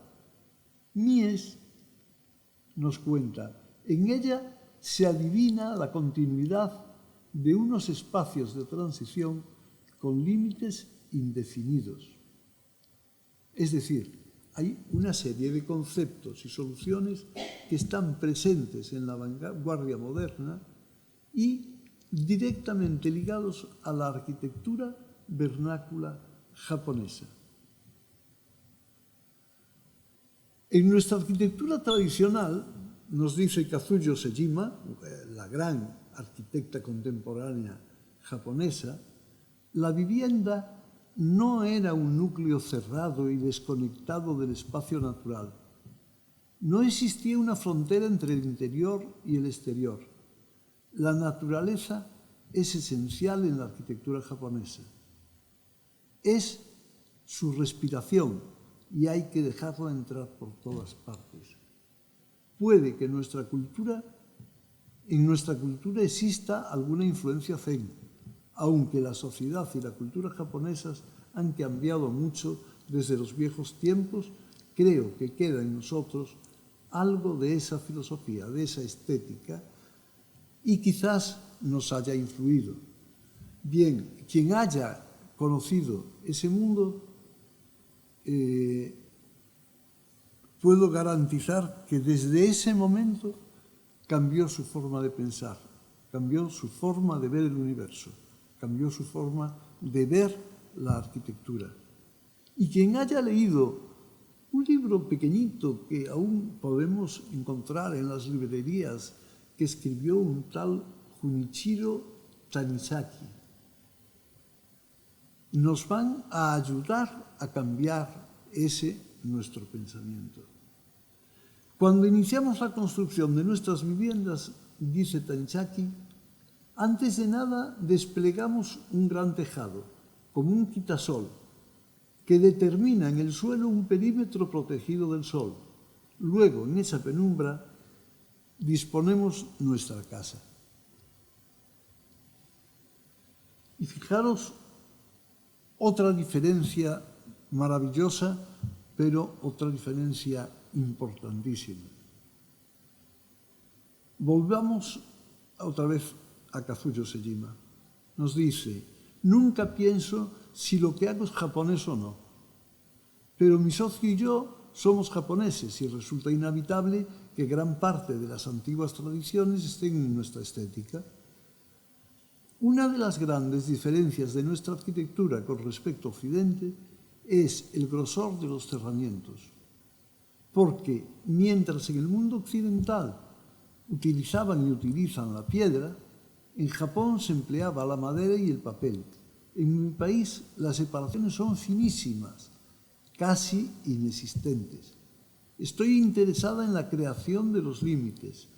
Empecé hace 20 años y siempre intento hacer tipos diferentes de límites. Me gusta pensar en los límites para todos mis proyectos. Y aquí vemos una mini vivienda que ella proyectó para Tokio, donde ese análisis de la piel, esa utilización de la piel en la arquitectura está muy, muy presente. Otros aspectos de la arquitectura en la que los arquitectos anónimos pueden haber tenido un papel muy importante, pues todos o muchos de vosotros habréis visto en Corbedo la casa de David Chipperfield y la relación que esa arquitectura establece con el lugar en el que se emplaza. La arquitectura, al tiempo que toma posesión de su emplazamiento, debe, por supuesto, enriquecerlo, dignificarlo como el propio lugar puede engrandecer a la arquitectura. La arquitectura vernácula nos recuerda una y otra vez que nunca deberíamos olvidar los factores condicionantes impuestos por cada ecosistema. Creo, dice David, que formamos parte de un continuum y es nuestra responsabilidad encontrar la pista en la memoria y en el contexto.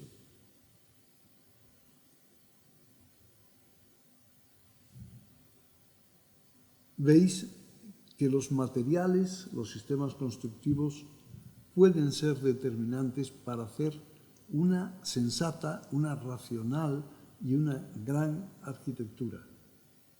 Son los condicionantes de cualquier arquitectura. Son condicionantes como los materiales vegetales que se utilizan en Oceanía para cerrar los cobijos de los campesinos, como las tierras secas africanas, americanas, indias o chinas, donde la tierra prensada o el adobe se convirtieron en protagonistas de la arquitectura, como la piedra que en nuestro país sirve como base para la construcción, jugando un fundamental papel en su carácter a través de la utilización de distintas soluciones de mampostería o cantería directamente relacionadas con el tipo de material disponible.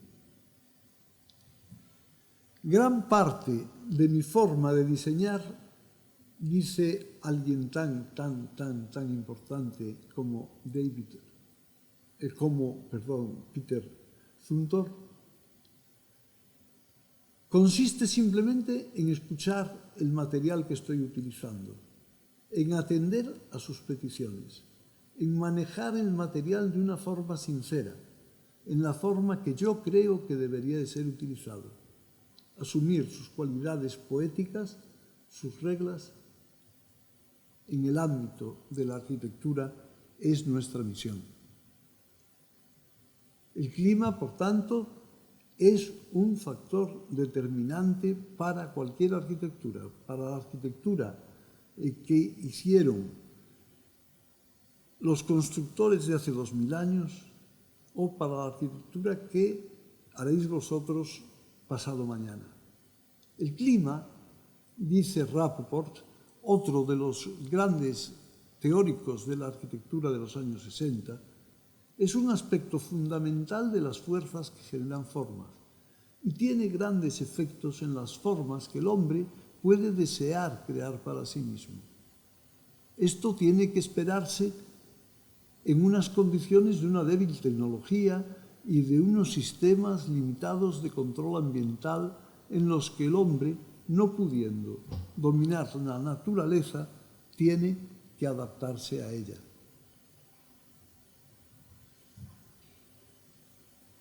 En las que el hombre tiene que localizar sus construcciones aprovechando las características topográficas y forestales de su entorno para su protección y la elección de los materiales más aptos para alcanzar las mejores condiciones de aislamiento.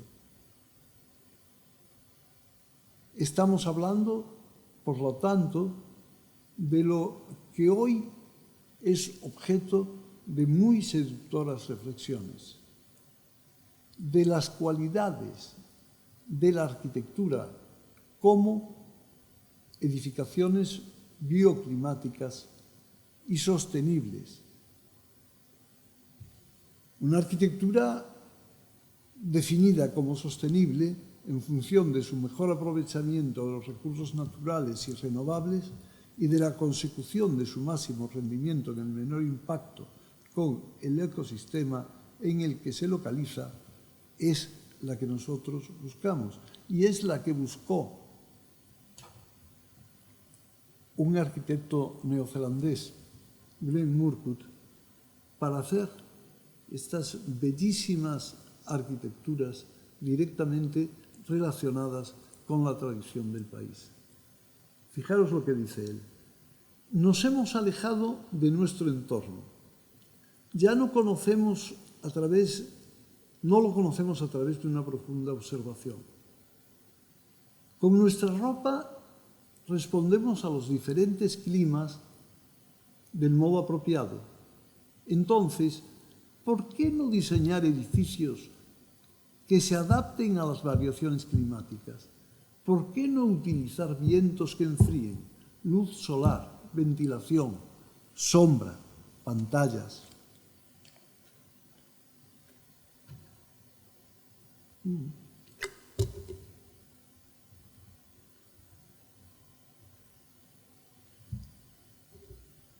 Hay otro tema del que, aunque hayamos reducido de una forma tajante esta charla, no quisiera dejar de olvidar, que es el mundo de las experiencias sensitivas. Porque hoy, en nuestras viviendas, no tenemos más experiencias que la percepción ocular, que lo que estamos viendo. ¿Por qué el resto de los sentidos no entra en nosotros para hacernos disfrutar de nuestros espacios? El espacio, además de verlo, hemos de sentirlo, explorarlo de un modo que escapa a todos los límites de la geometría a través de nuestras percepciones, pudiendo ser entendido como un auténtico hecho poético. Yo recuerdo perfectamente, y Plácido, que está ahí, recuerda perfectamente las primeras veces que entramos en una payoza en los Ancares. La cantidad de sensaciones que nosotros vivimos en aquella experiencia. El fuego, el humo, el olor de los animales, los sonidos de otros animales, los sonidos de los habitantes de la casa, el tacto de los escanos, el tacto de la paja en la que dormían los habitantes de aquella payoza. Todo eso se convirtió para nosotros en algo muy importante. ¿Qué recuerdo yo, por ejemplo, de aquel mercado indio del que guardo una diapositiva? La entrada de la luz entre los toldos, la textura del pavimento bajo mis pies, los mugidos de las vacas, el olor de las especias, el estiércol, los puestos de zapateros, de carpinteros. Todos eran sentidos que yo estaba experimentando.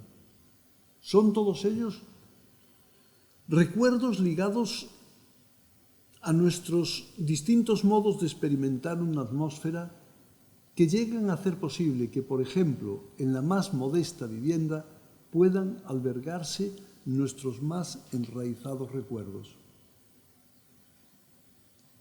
Dentro de la arquitectura contemporánea, alguno de vosotros tal vez haya visitado las termas de Valls. El que no lo haya hecho tiene muy poco tiempo para verlas. O sea, no vaya a ser que pase cualquier cosa y Putin mande un cohete. Las termas de Valls es algo que nadie debería morir sin haberlo experimentado. Y ahí sí que percibimos cuáles son las sensaciones que la arquitectura puede dar a nuestros sentimientos. ¿Por qué, dice Zumthor, depositamos tan poca confianza en las cosas básicas que dan vida a la arquitectura? Materiales con cavidad, vacío, luz, aire, fragancia, receptividad, resonancia, y permitimos que sean manipuladas sin respeto ni cuidado. Quizás en la arquitectura actual hayamos olvidado lo básico, lo que realmente constituye el corpus de la arquitectura, y buscamos otras cosas que, en mi opinión, nos alejan de ellas. Con esto vimos una serie de aspectos de una arquitectura muy despreciada, pero que nunca deberíamos olvidar los arquitectos. Y quisiera simplemente terminar con una pequeña reflexión. Una pequeña reflexión en el inicio de un nuevo tiempo. Después de todo lo visto, ¿cuál es, en fin, el posible interés que, en mi opinión, podría tener el análisis de la arquitectura popular para unos nuevos profesionales vinculados a la llamada revolución digital y a un dramático tiempo de crisis? Se trata simplemente, entre otras muchas cosas, de acercarnos al hecho arquitectónico, de abrir los ojos a todo aquello que unas humildes edificaciones sin autor pueden enseñarnos, sin lógicamente pretender convertir estos descubrimientos en soportes únicos sobre los que definir nuestros proyectos.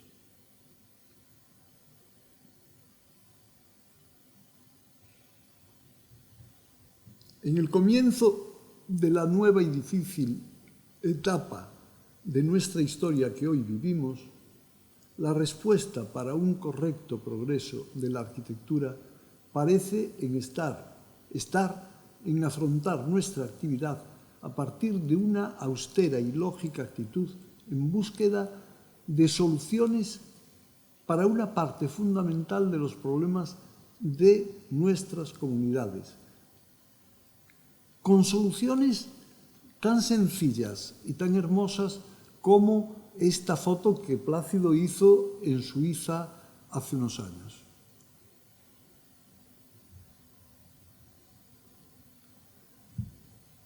Lo que para algunos fue un deseo latente en años recientes se ha convertido en una auténtica urgencia. Luego de aquellos delirios formales e iconográficos de la denominada como arquitectura espectáculo, ahí tenemos la Ciudad de la Cultura, maravilla.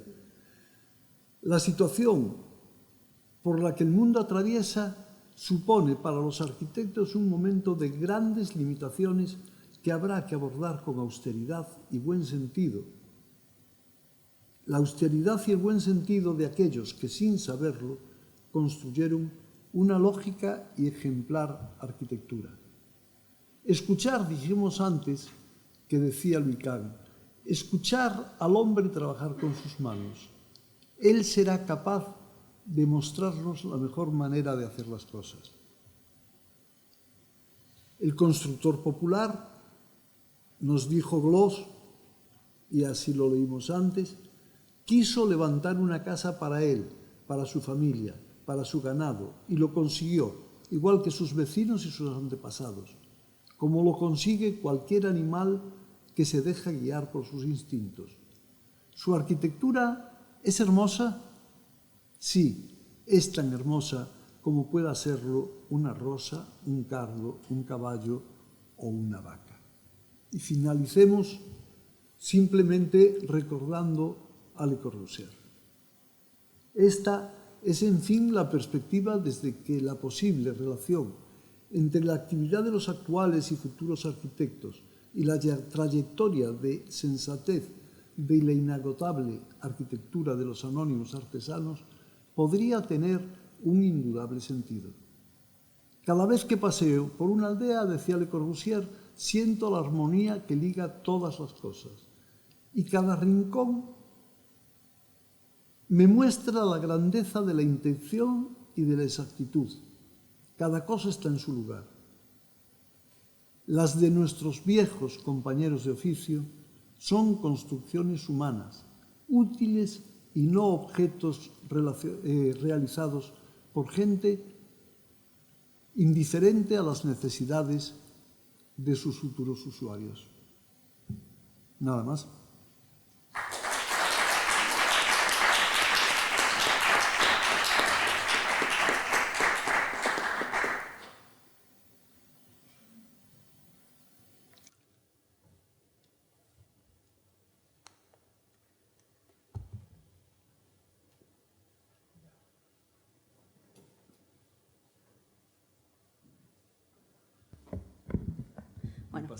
Bueno, no, perfecto, grazas, Pedro. Chegou Luís, vamos, xa estás presentado, así que vaiche ceder o sitio Pedro e bueno, procedemos coa seguinte charla.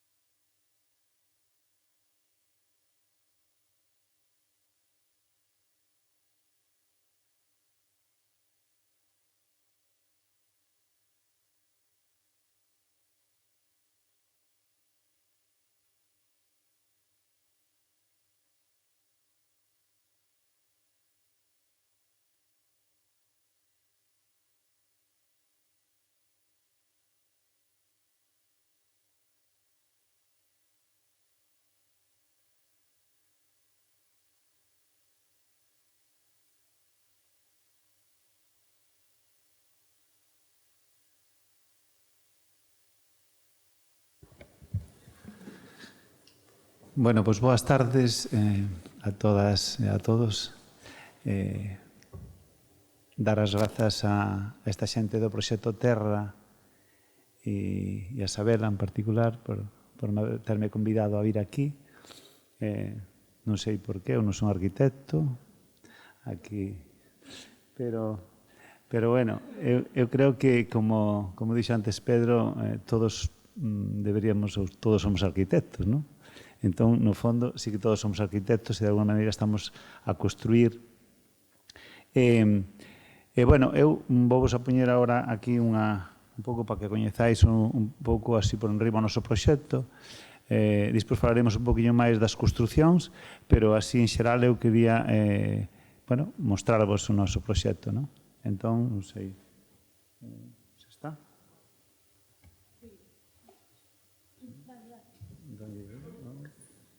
Este vídeo que está aí.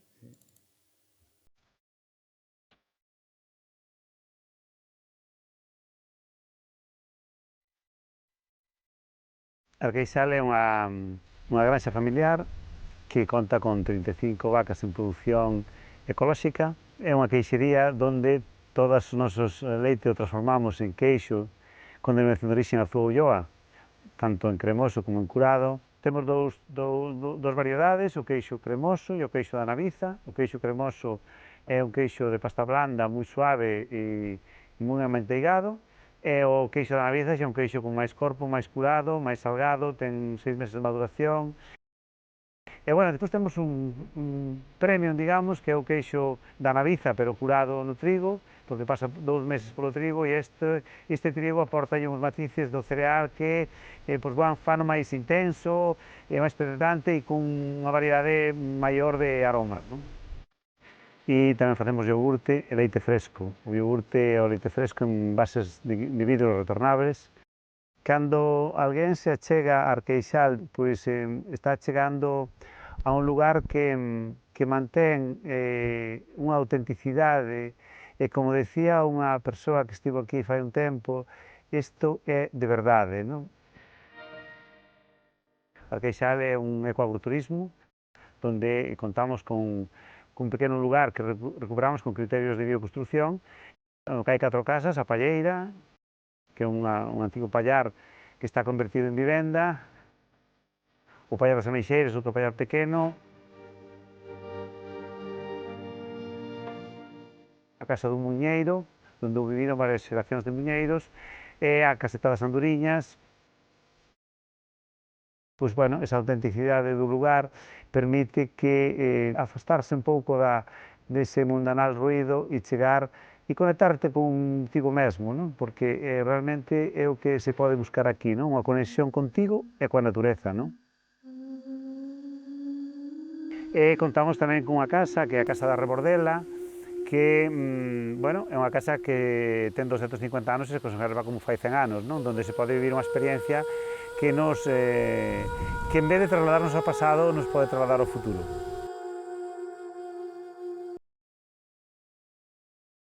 En Arqueixal temos un piar que é a cultura do coñecemento basada na tradición, onde facemos actividades paraescolares, onde recibimos alumnos de diferentes colexios para que coñezan un pouco a nosa forma de vida e un pouco a nosa sostenibilidade, non?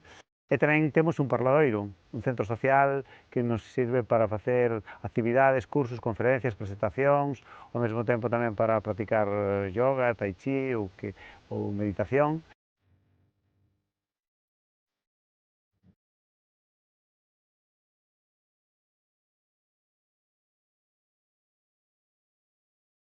Tamén facemos obradoiros de queixo, onde faz o teu propio queixo que despois levas.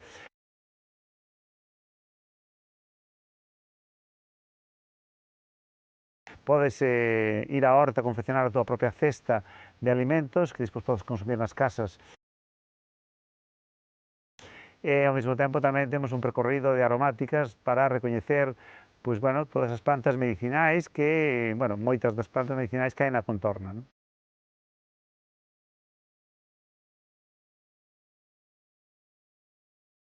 Arqueixal tamén colabora de forma moi activa no festival que se celebra nesta aldea que se chama Son da Aldea, que é un festival que xurde para xerar autoestima de ser da aldea, non?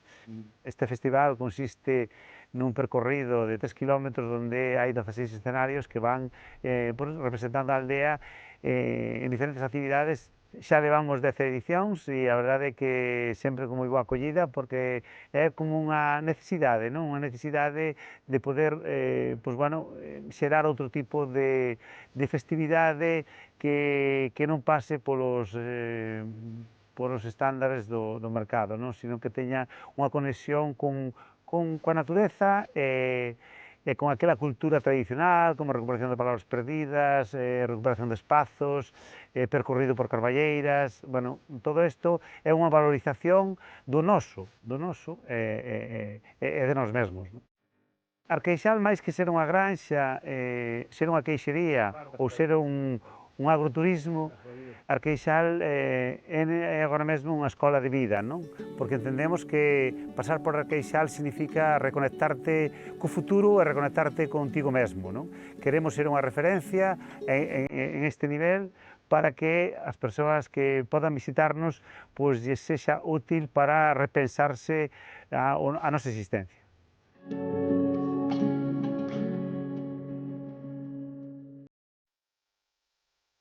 Bueno, tiña que aproveitar a ocasión, xa que estaba aquí, de facer unha promoción do noso proxecto, non?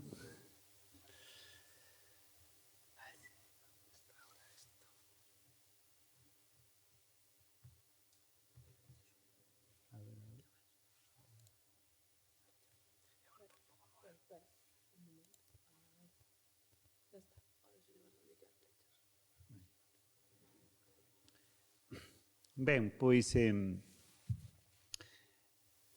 como ben di na promo, pois o Arqueixal, nós estamos ali na parroquia de Santiago de Albá, no concello de Palas de Rei, na comarca da Ulloa.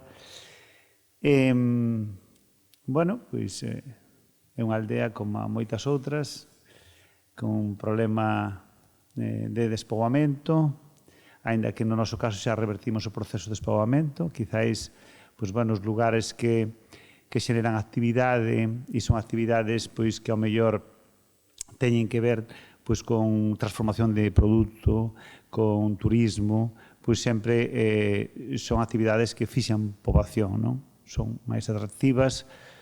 En esa parte, pois, nos piñamos a granxa, a queixería, xa unha tradición familiar, pero no ano 2008 deu-nos por recuperar pois un conxunto de casas que estaban abandonadas, como moitas que pasa polo país. Era un lugar da Irexe, porque estaba no entorno da Irexa, estaba moi perto onde tiñamos nosa granxa.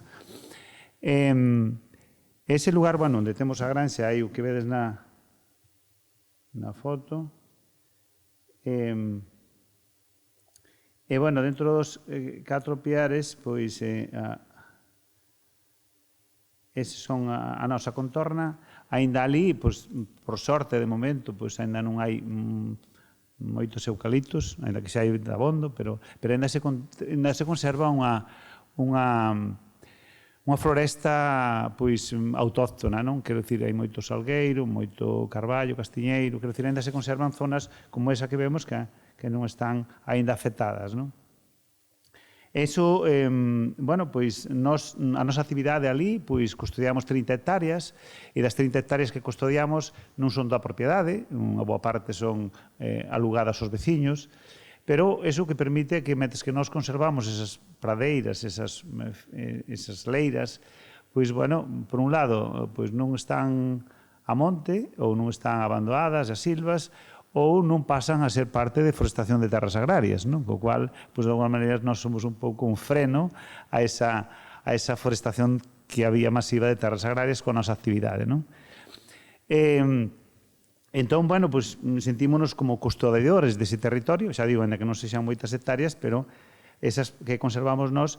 E despois, nós temos como 30 hectáreas, perdón, esas 30 hectáreas están distribuídas en 30 parcelas.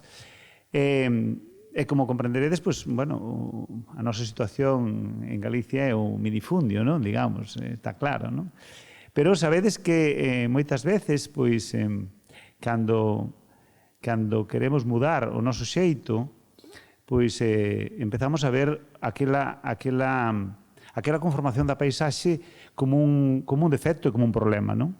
Entón, empezas a ver o minifundio como un problema no territorio. Entón, eu escoito moitas veces a xente maior, incluso, dicindo se viñera a parcelaria isto estaba resolto, non? É dicir, como se realmente a parcelaria ou outros modelos resolveran o problema do abandono ou do, non? Entón, nós demoslle un pouco a volta e intentamos presentar ese minifundio como minifundio en positivo, non?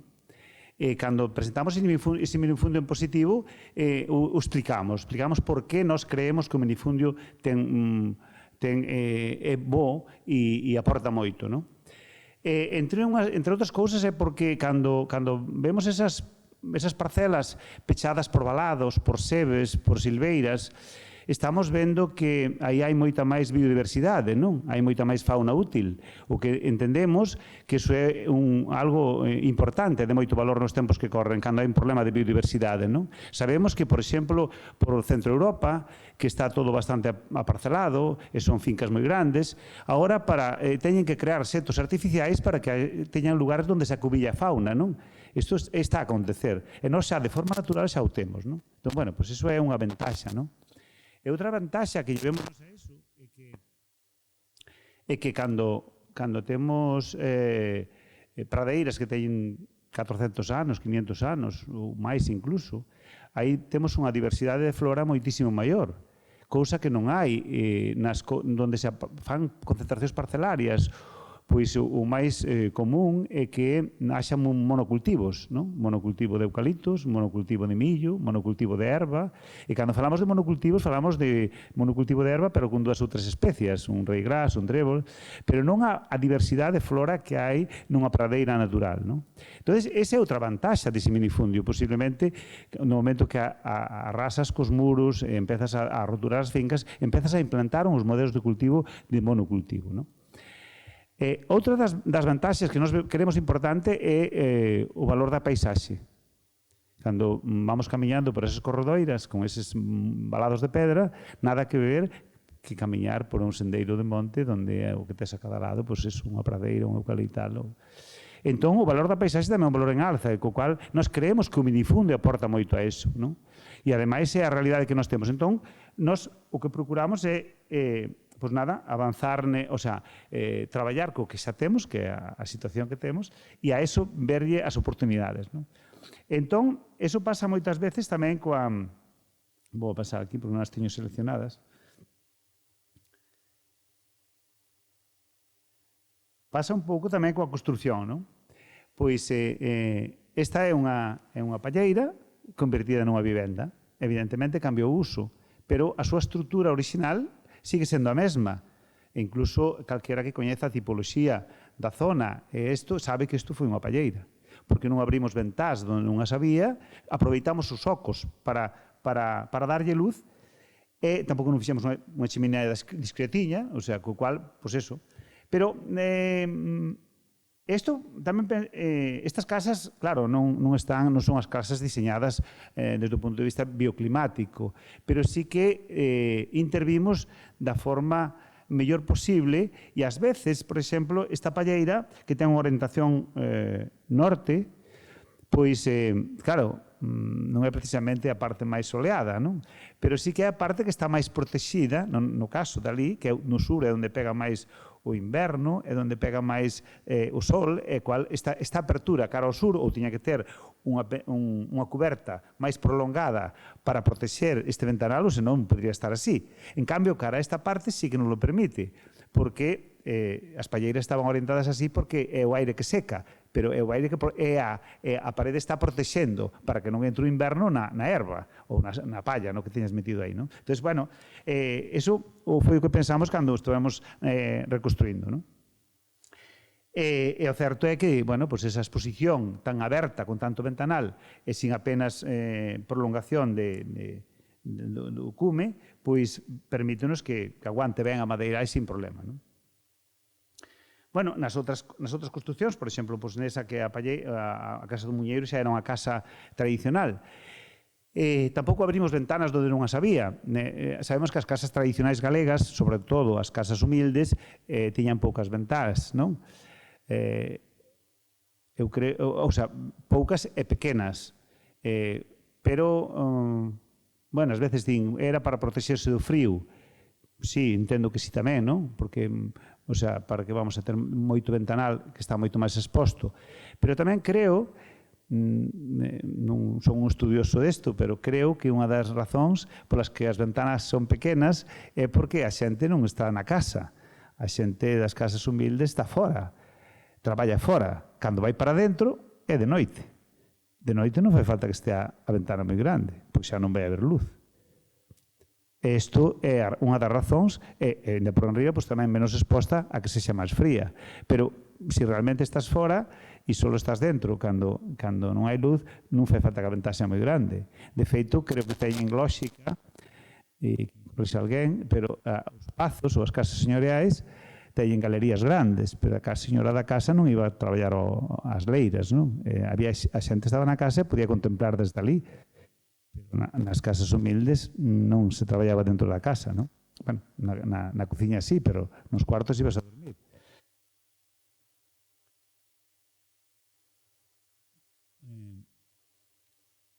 Esta é outra palleira pequena que o que fixemos foi a mesma construcción que a grande, simplemente que é pequena e non ten conservamos iso. Bueno, neste caso, igual que na outra, sí que é certo que a veces as palleiras tiñan como medio muro, así na parte baixa, como 1 metro de muro, e despois o resto, eso que vedes de cristal, eran unhas traves, como unhas granicelas, de feito chamábanse granicelas, que eran unhas tauas separadas para poder deixar entrar o aire e ao mesmo tempo para termar tamén da erva e que non entrara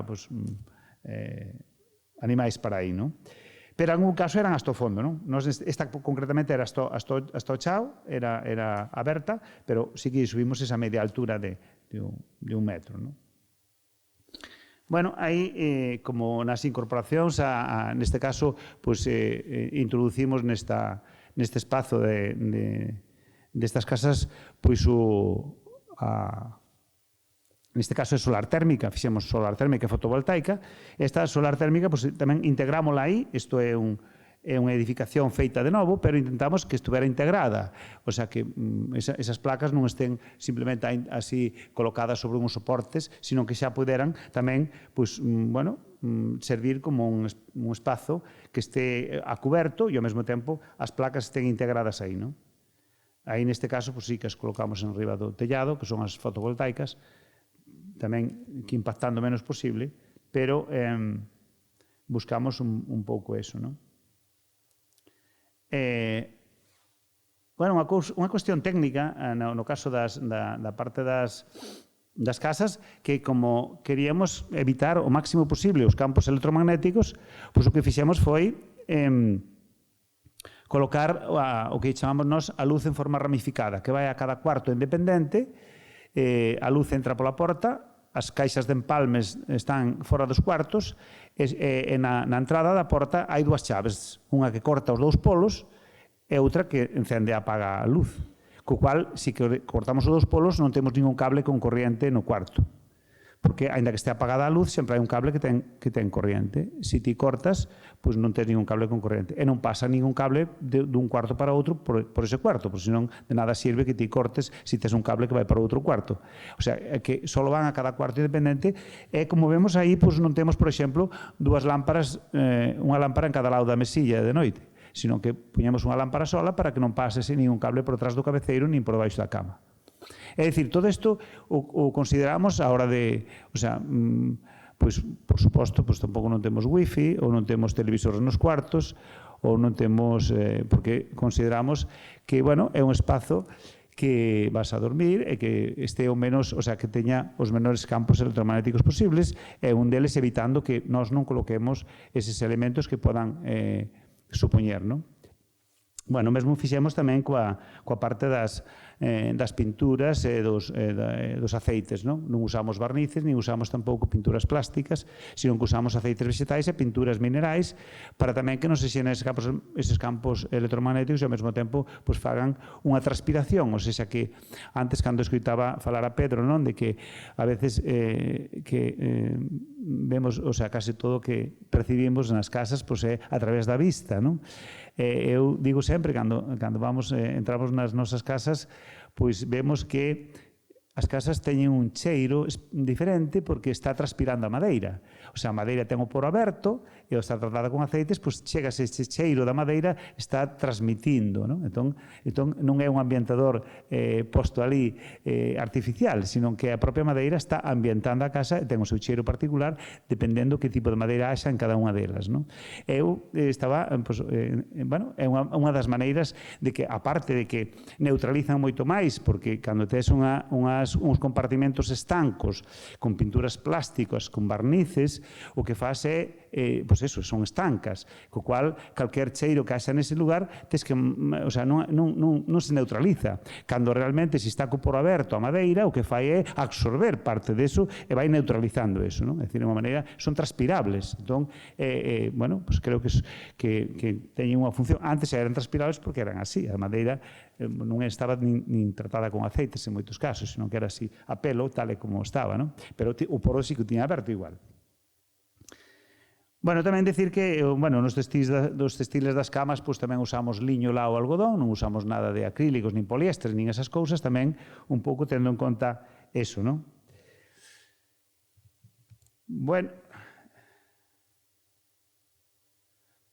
Bueno, aquí simplemente un pouco das actividades que nos facemos, que intentamos que os nosos a xente que ven a visitarnos e ven a estar nas nosas casas, que poda participar nas actividades que nos facemos. Aí, por exemplo, están recollendo liño, non? Claro, evidentemente, agora non se planta liño, pero nos plantámolo, por de alguma maneira, para conservar as tradicións e, por outro lado, tamén para que a xente coñeza. Porque, bueno, de feito, eu empecé a coñecer a planta do liño cando plantei, porque eu non a coñecía. Eso que meus pais traballaban o liño cando eran nenos, pero desde aquel non se volveron a traballar o liño na nosa aldea.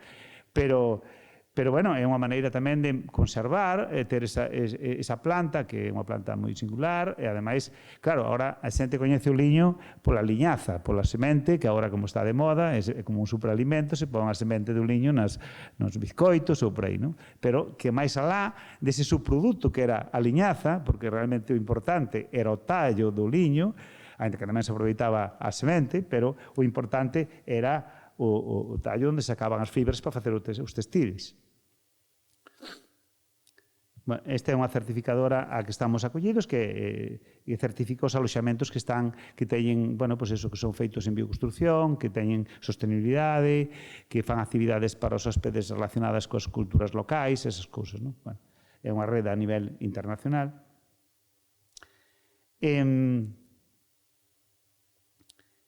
Bueno, esta casa, que é a Casa da Rebordela, que é unha casa tamén, facendo alusión ao que falaba Pedro, de cando entrara nunha palloza do Cebreiro e ali atoparon cantidade de cheiros e cousas, pois eu podo contar que nesta casa tamén non solamente acontece con certa frecuencia que hai persoas que cando entran ali transportos a súa infancia. E que nos transporta? Pois os cheiros que hai na casa, non? Por que? Porque hai certos cheiros que agora mesmo xa non se poden reproducir en ningún sitio, excepto que sexa unha casa que se conserva así.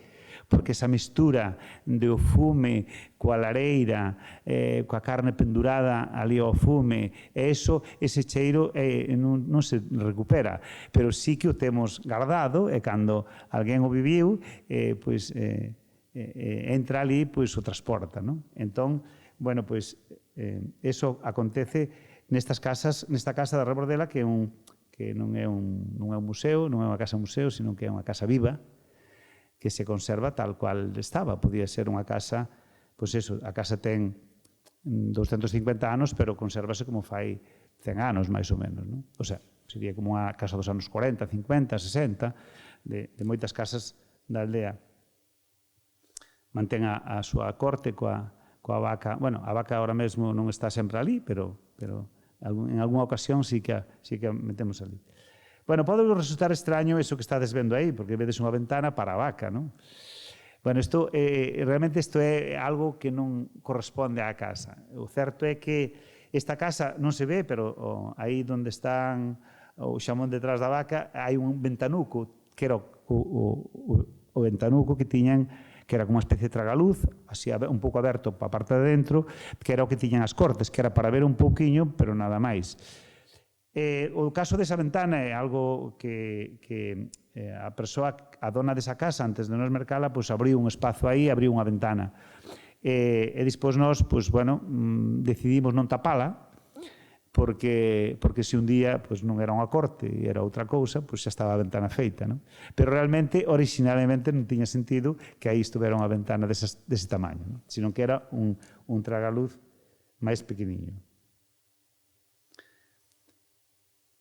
Aí temos o cuarto tamén, conservado tal cual era, non? E bueno, o que vemos aí é, bueno, esa entrada de luz no cuarto, pero as ventanas, como vedes, son ventanas pequenas, as camas tamén da época, un 20, que era a cama estándar, pois sigue sendo a que hai aí.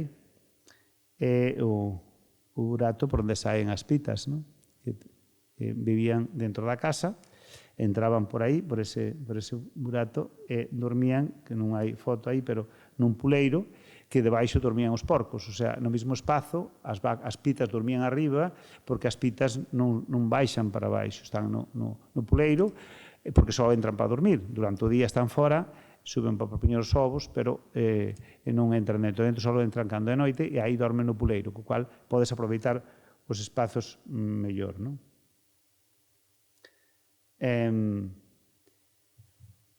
Aí temos o parladoiro. Ese parladoiro é unha nova construción. Esa construción, pois, o que quixemos facer con ela é que semellara a unha construción existente. E para elo, pois, non sabíamos moi ben, queríamos un espazo grande, que tuvera, con certas dimensións, pero eso non era na arquitectura tradicional, non era o común, non? Así que, o que fixemos foi, pois, semellar que as paredes estaban caídas, que levantamos o cristal, a ver se ve noutra, que eu tiño noutras, tiñamos a promoción que non era, porque todo entón, pois, con un pequeno porche, aí, a verdade é que calquera que ve esa edificación, pois ninguén di que esa edificación foi de nova construción, senón que incluso arquitectos que estiveron por ali, pois, porque non tiña as fotos que quería ter, pero están noutra presentación que poñémola que non era. Pero vese perfectamente que iso tiñen que ser unhas ruínas, non? O sea, calquer percepción é de que ali había unhas ruínas, porque a porta esa e a ventá pois, son sobrias, sobresaen un pouco pola parte de dentro, co cual iso tiña que ser unhas ruínas que caeron e dai levantamos o resto, non? Eso era un pouco o que queríamos nós conseguir. A verdade é que, dá bastante ben o pego. Pero, deu pego ou non deu pego, o que se trata é de que sea armónico, non? O que se ven falando aquí, de que as cousas... E, sobre todo, eu creo que moitas veces nas construcións tradicionais, unha das cousas que as fai armónicas e que as faga bonitas é a súa funcionalidade. Si son funcionales, son armónicas. Eu estou casi convencido de que unha construción rural funcional é armónica, de por sí. Pero temos que saírnos do esquema de construir para a vista, para a imaxe, para non sei que. Entón, aí sí que rompemos e a veces perde que non sexa armónico e non sea integrado. Pero se é funcional, eu casi aseguraría que é armónico.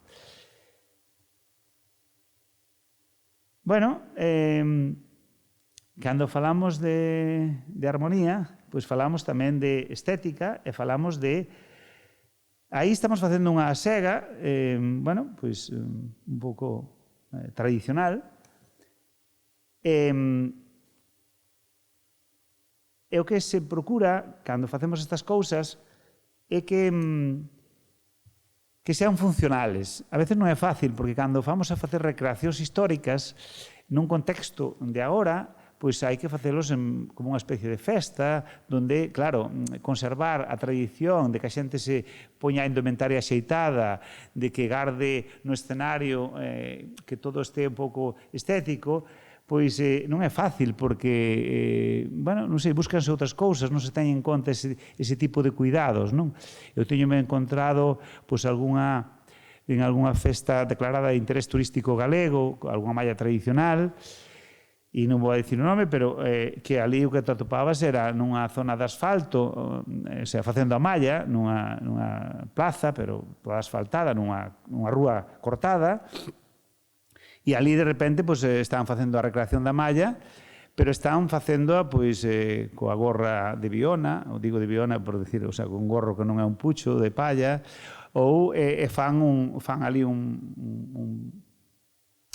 palleiro con esa palla, a media tarde aquel palleiro desfaise e levase, tírase, ou levase para unha casa particular ou para astral. E ás veces é unha cuestión de ter en conta eses aspectos, porque cando eu dicía aí un día ao alcalde desa localidade, home, pois mira, a tua festa importante, a tua festa anual é a festa da malla, pois o que des facer é facer utilizar ou ben unha eira das que hai aquí ao lado do concello, cerca no propia vila, ou facer unha eira de pedra, que tampouco é un coste importante, nesa plaza ou nese parque, faz unha eira de pedra, faz aí a malla, deixas quedar o palleiro todo o ano, ese palleiro contémplase e xustifica que aquí se fai a festa da malla. Non sei se me estades entendendo.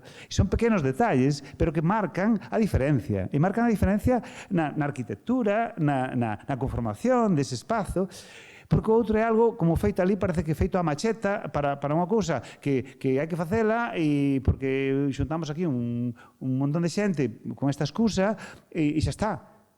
Eu creo que son pequenos detalles que non costan nada, simplemente ter en conta, e imagínate, ese palleiro ali no medio, faránse as fotos con ele durante todo o ano, moita xente que pase por ali, ou, cando menos, ten a referencia de que é o que se fai ali.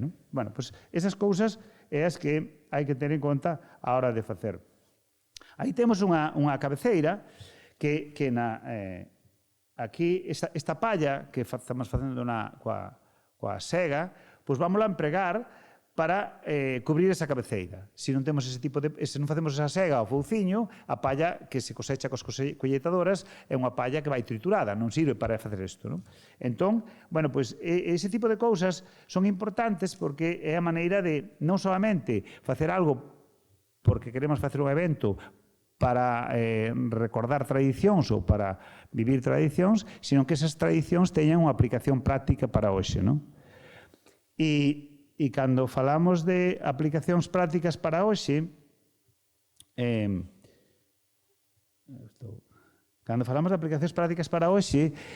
é que funcionen, non?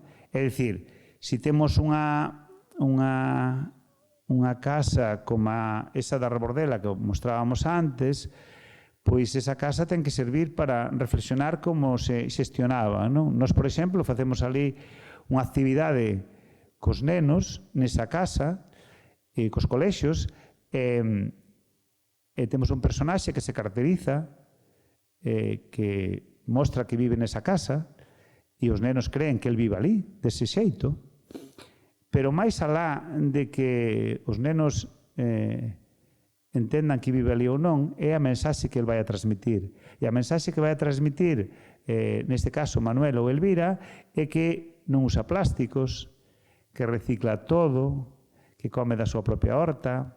Entón, os nenos conectan, ainda que sean da cidade da Coruña, conectan con el automáticamente porque están vendo que el, se non usa plástico, ou se non se recicla todo, se non ten lixo, pois están vendo como continuamente se está dicindo nos colexios de que hai que reciclar, de que temos os mares cheos de lixo, de que está hai plástico por todos os lados. Os nenos están vendo que é a casa do futuro, porque están vendo que é unha casa que non ten lixo. Eles non son eles creen que eso non existe. Iso é algo, o sea, que non se xenera lixo na casa, que unha persona non xenera lixo, é algo que non se entende. E cando están vendo que el non o xenera, están vendo máis que ver a casa do pasado, unha casa antiga, que non sei que, están vendo a casa do futuro, a casa que non ten lixo. Non sei se me estades a entender a mensaxe. Bueno, pois, eu creo que no caso, moitas veces tamén da arquitectura, tamén podían nos servir estas casas antigas para ver como se xestionan, non? Eu recordo, fai como un ano e medio, así, que estuvo ali nunha das casas hospedado un arquitecto que viña dun congreso a nivel internacional de Brasil, e estaban de todo o mundo, paisaxistas, arquitectos, diseñadores, para ver como se podían facer as cidades máis sostibles e máis, donde a natureza entrase máis nas cidades, non? Como se podían. Ao final, a conclusión que chegaban era que só podían analizar eso cando estudiaban comunidades indígenas ou cando estudiaban suburbios das grandes cidades, como se xestionaban, non? Ben nas favelas. Entón, bueno, pois, unha casa como a da Rebordela, ou isto, é que nos podría servir para ver como era a autoxestión. Eu non sei se hai que volver a vivir nunha casa como esa. O que sí sei é que nos pode servir como se xestionaban e para ver como manexaban para non xerar lixo, para facer como xestionaban. Entón, creo que eso pode ser moi importante, porque eu creo que esas construccións estaban feitos como con uns sistemas de autoxestión, autosuficiencia, entón, e sobre todo con mínimo dependencia de recursos externos, non? Co cual, pois pode ser moi interesante.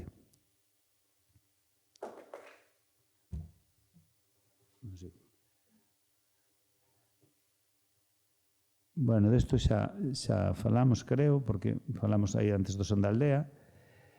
E,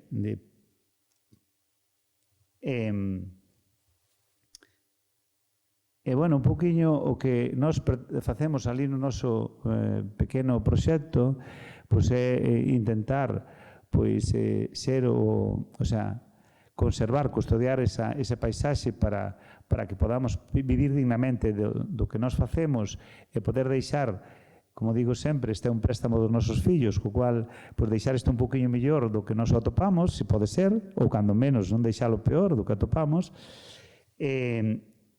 facer unha actividade pois que realmente ofreza alimentos sans ás persoas, e, por outro lado, pois, a localización e o arraigo da población, é dicir, fixar poboación no rural, non? O sea, que o noso pequeno proxecto, pois, bueno, pois que aí podamos ter 7 ou 8 persoas traballando con nós que estén, pois, bueno, pois, poboando ese espazo, non? É un pouco con eso e conservando a paisaxe e as construcións, pois xa consideramos que a nosa labor, non digo que non se poda mellorar, pero bueno. E nada, non sei se me excedín de tempo, pero pido disculpas, pero nada, isto é o que os quería contar. Moitas grazas, e si que estou exposto a que me fagades calquer pregunta ou que queirades e vos podo responder.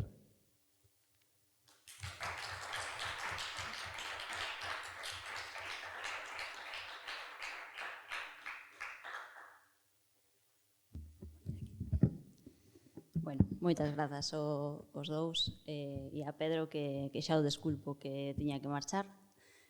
Bueno, quedounos como outro día sobre a mesa unha serie de reflexións moi ampla. Agardo que fora de interese para os que vos pudestes achegar e para as persoas que se conectaran dende a casa. Non temos moito tempo para preguntas, sinto moito porque se nos foron os tempos, bueno, dun xeito ou doutro. Igualmente, bueno, animo a todas as que estades a que se queredes achegarvos agora ou sair a calquera das dúas persoas que ainda temos aquí, a Araceli e o Luís, a aproveitar que chegaron dende os diferentes rurais dos que veñen.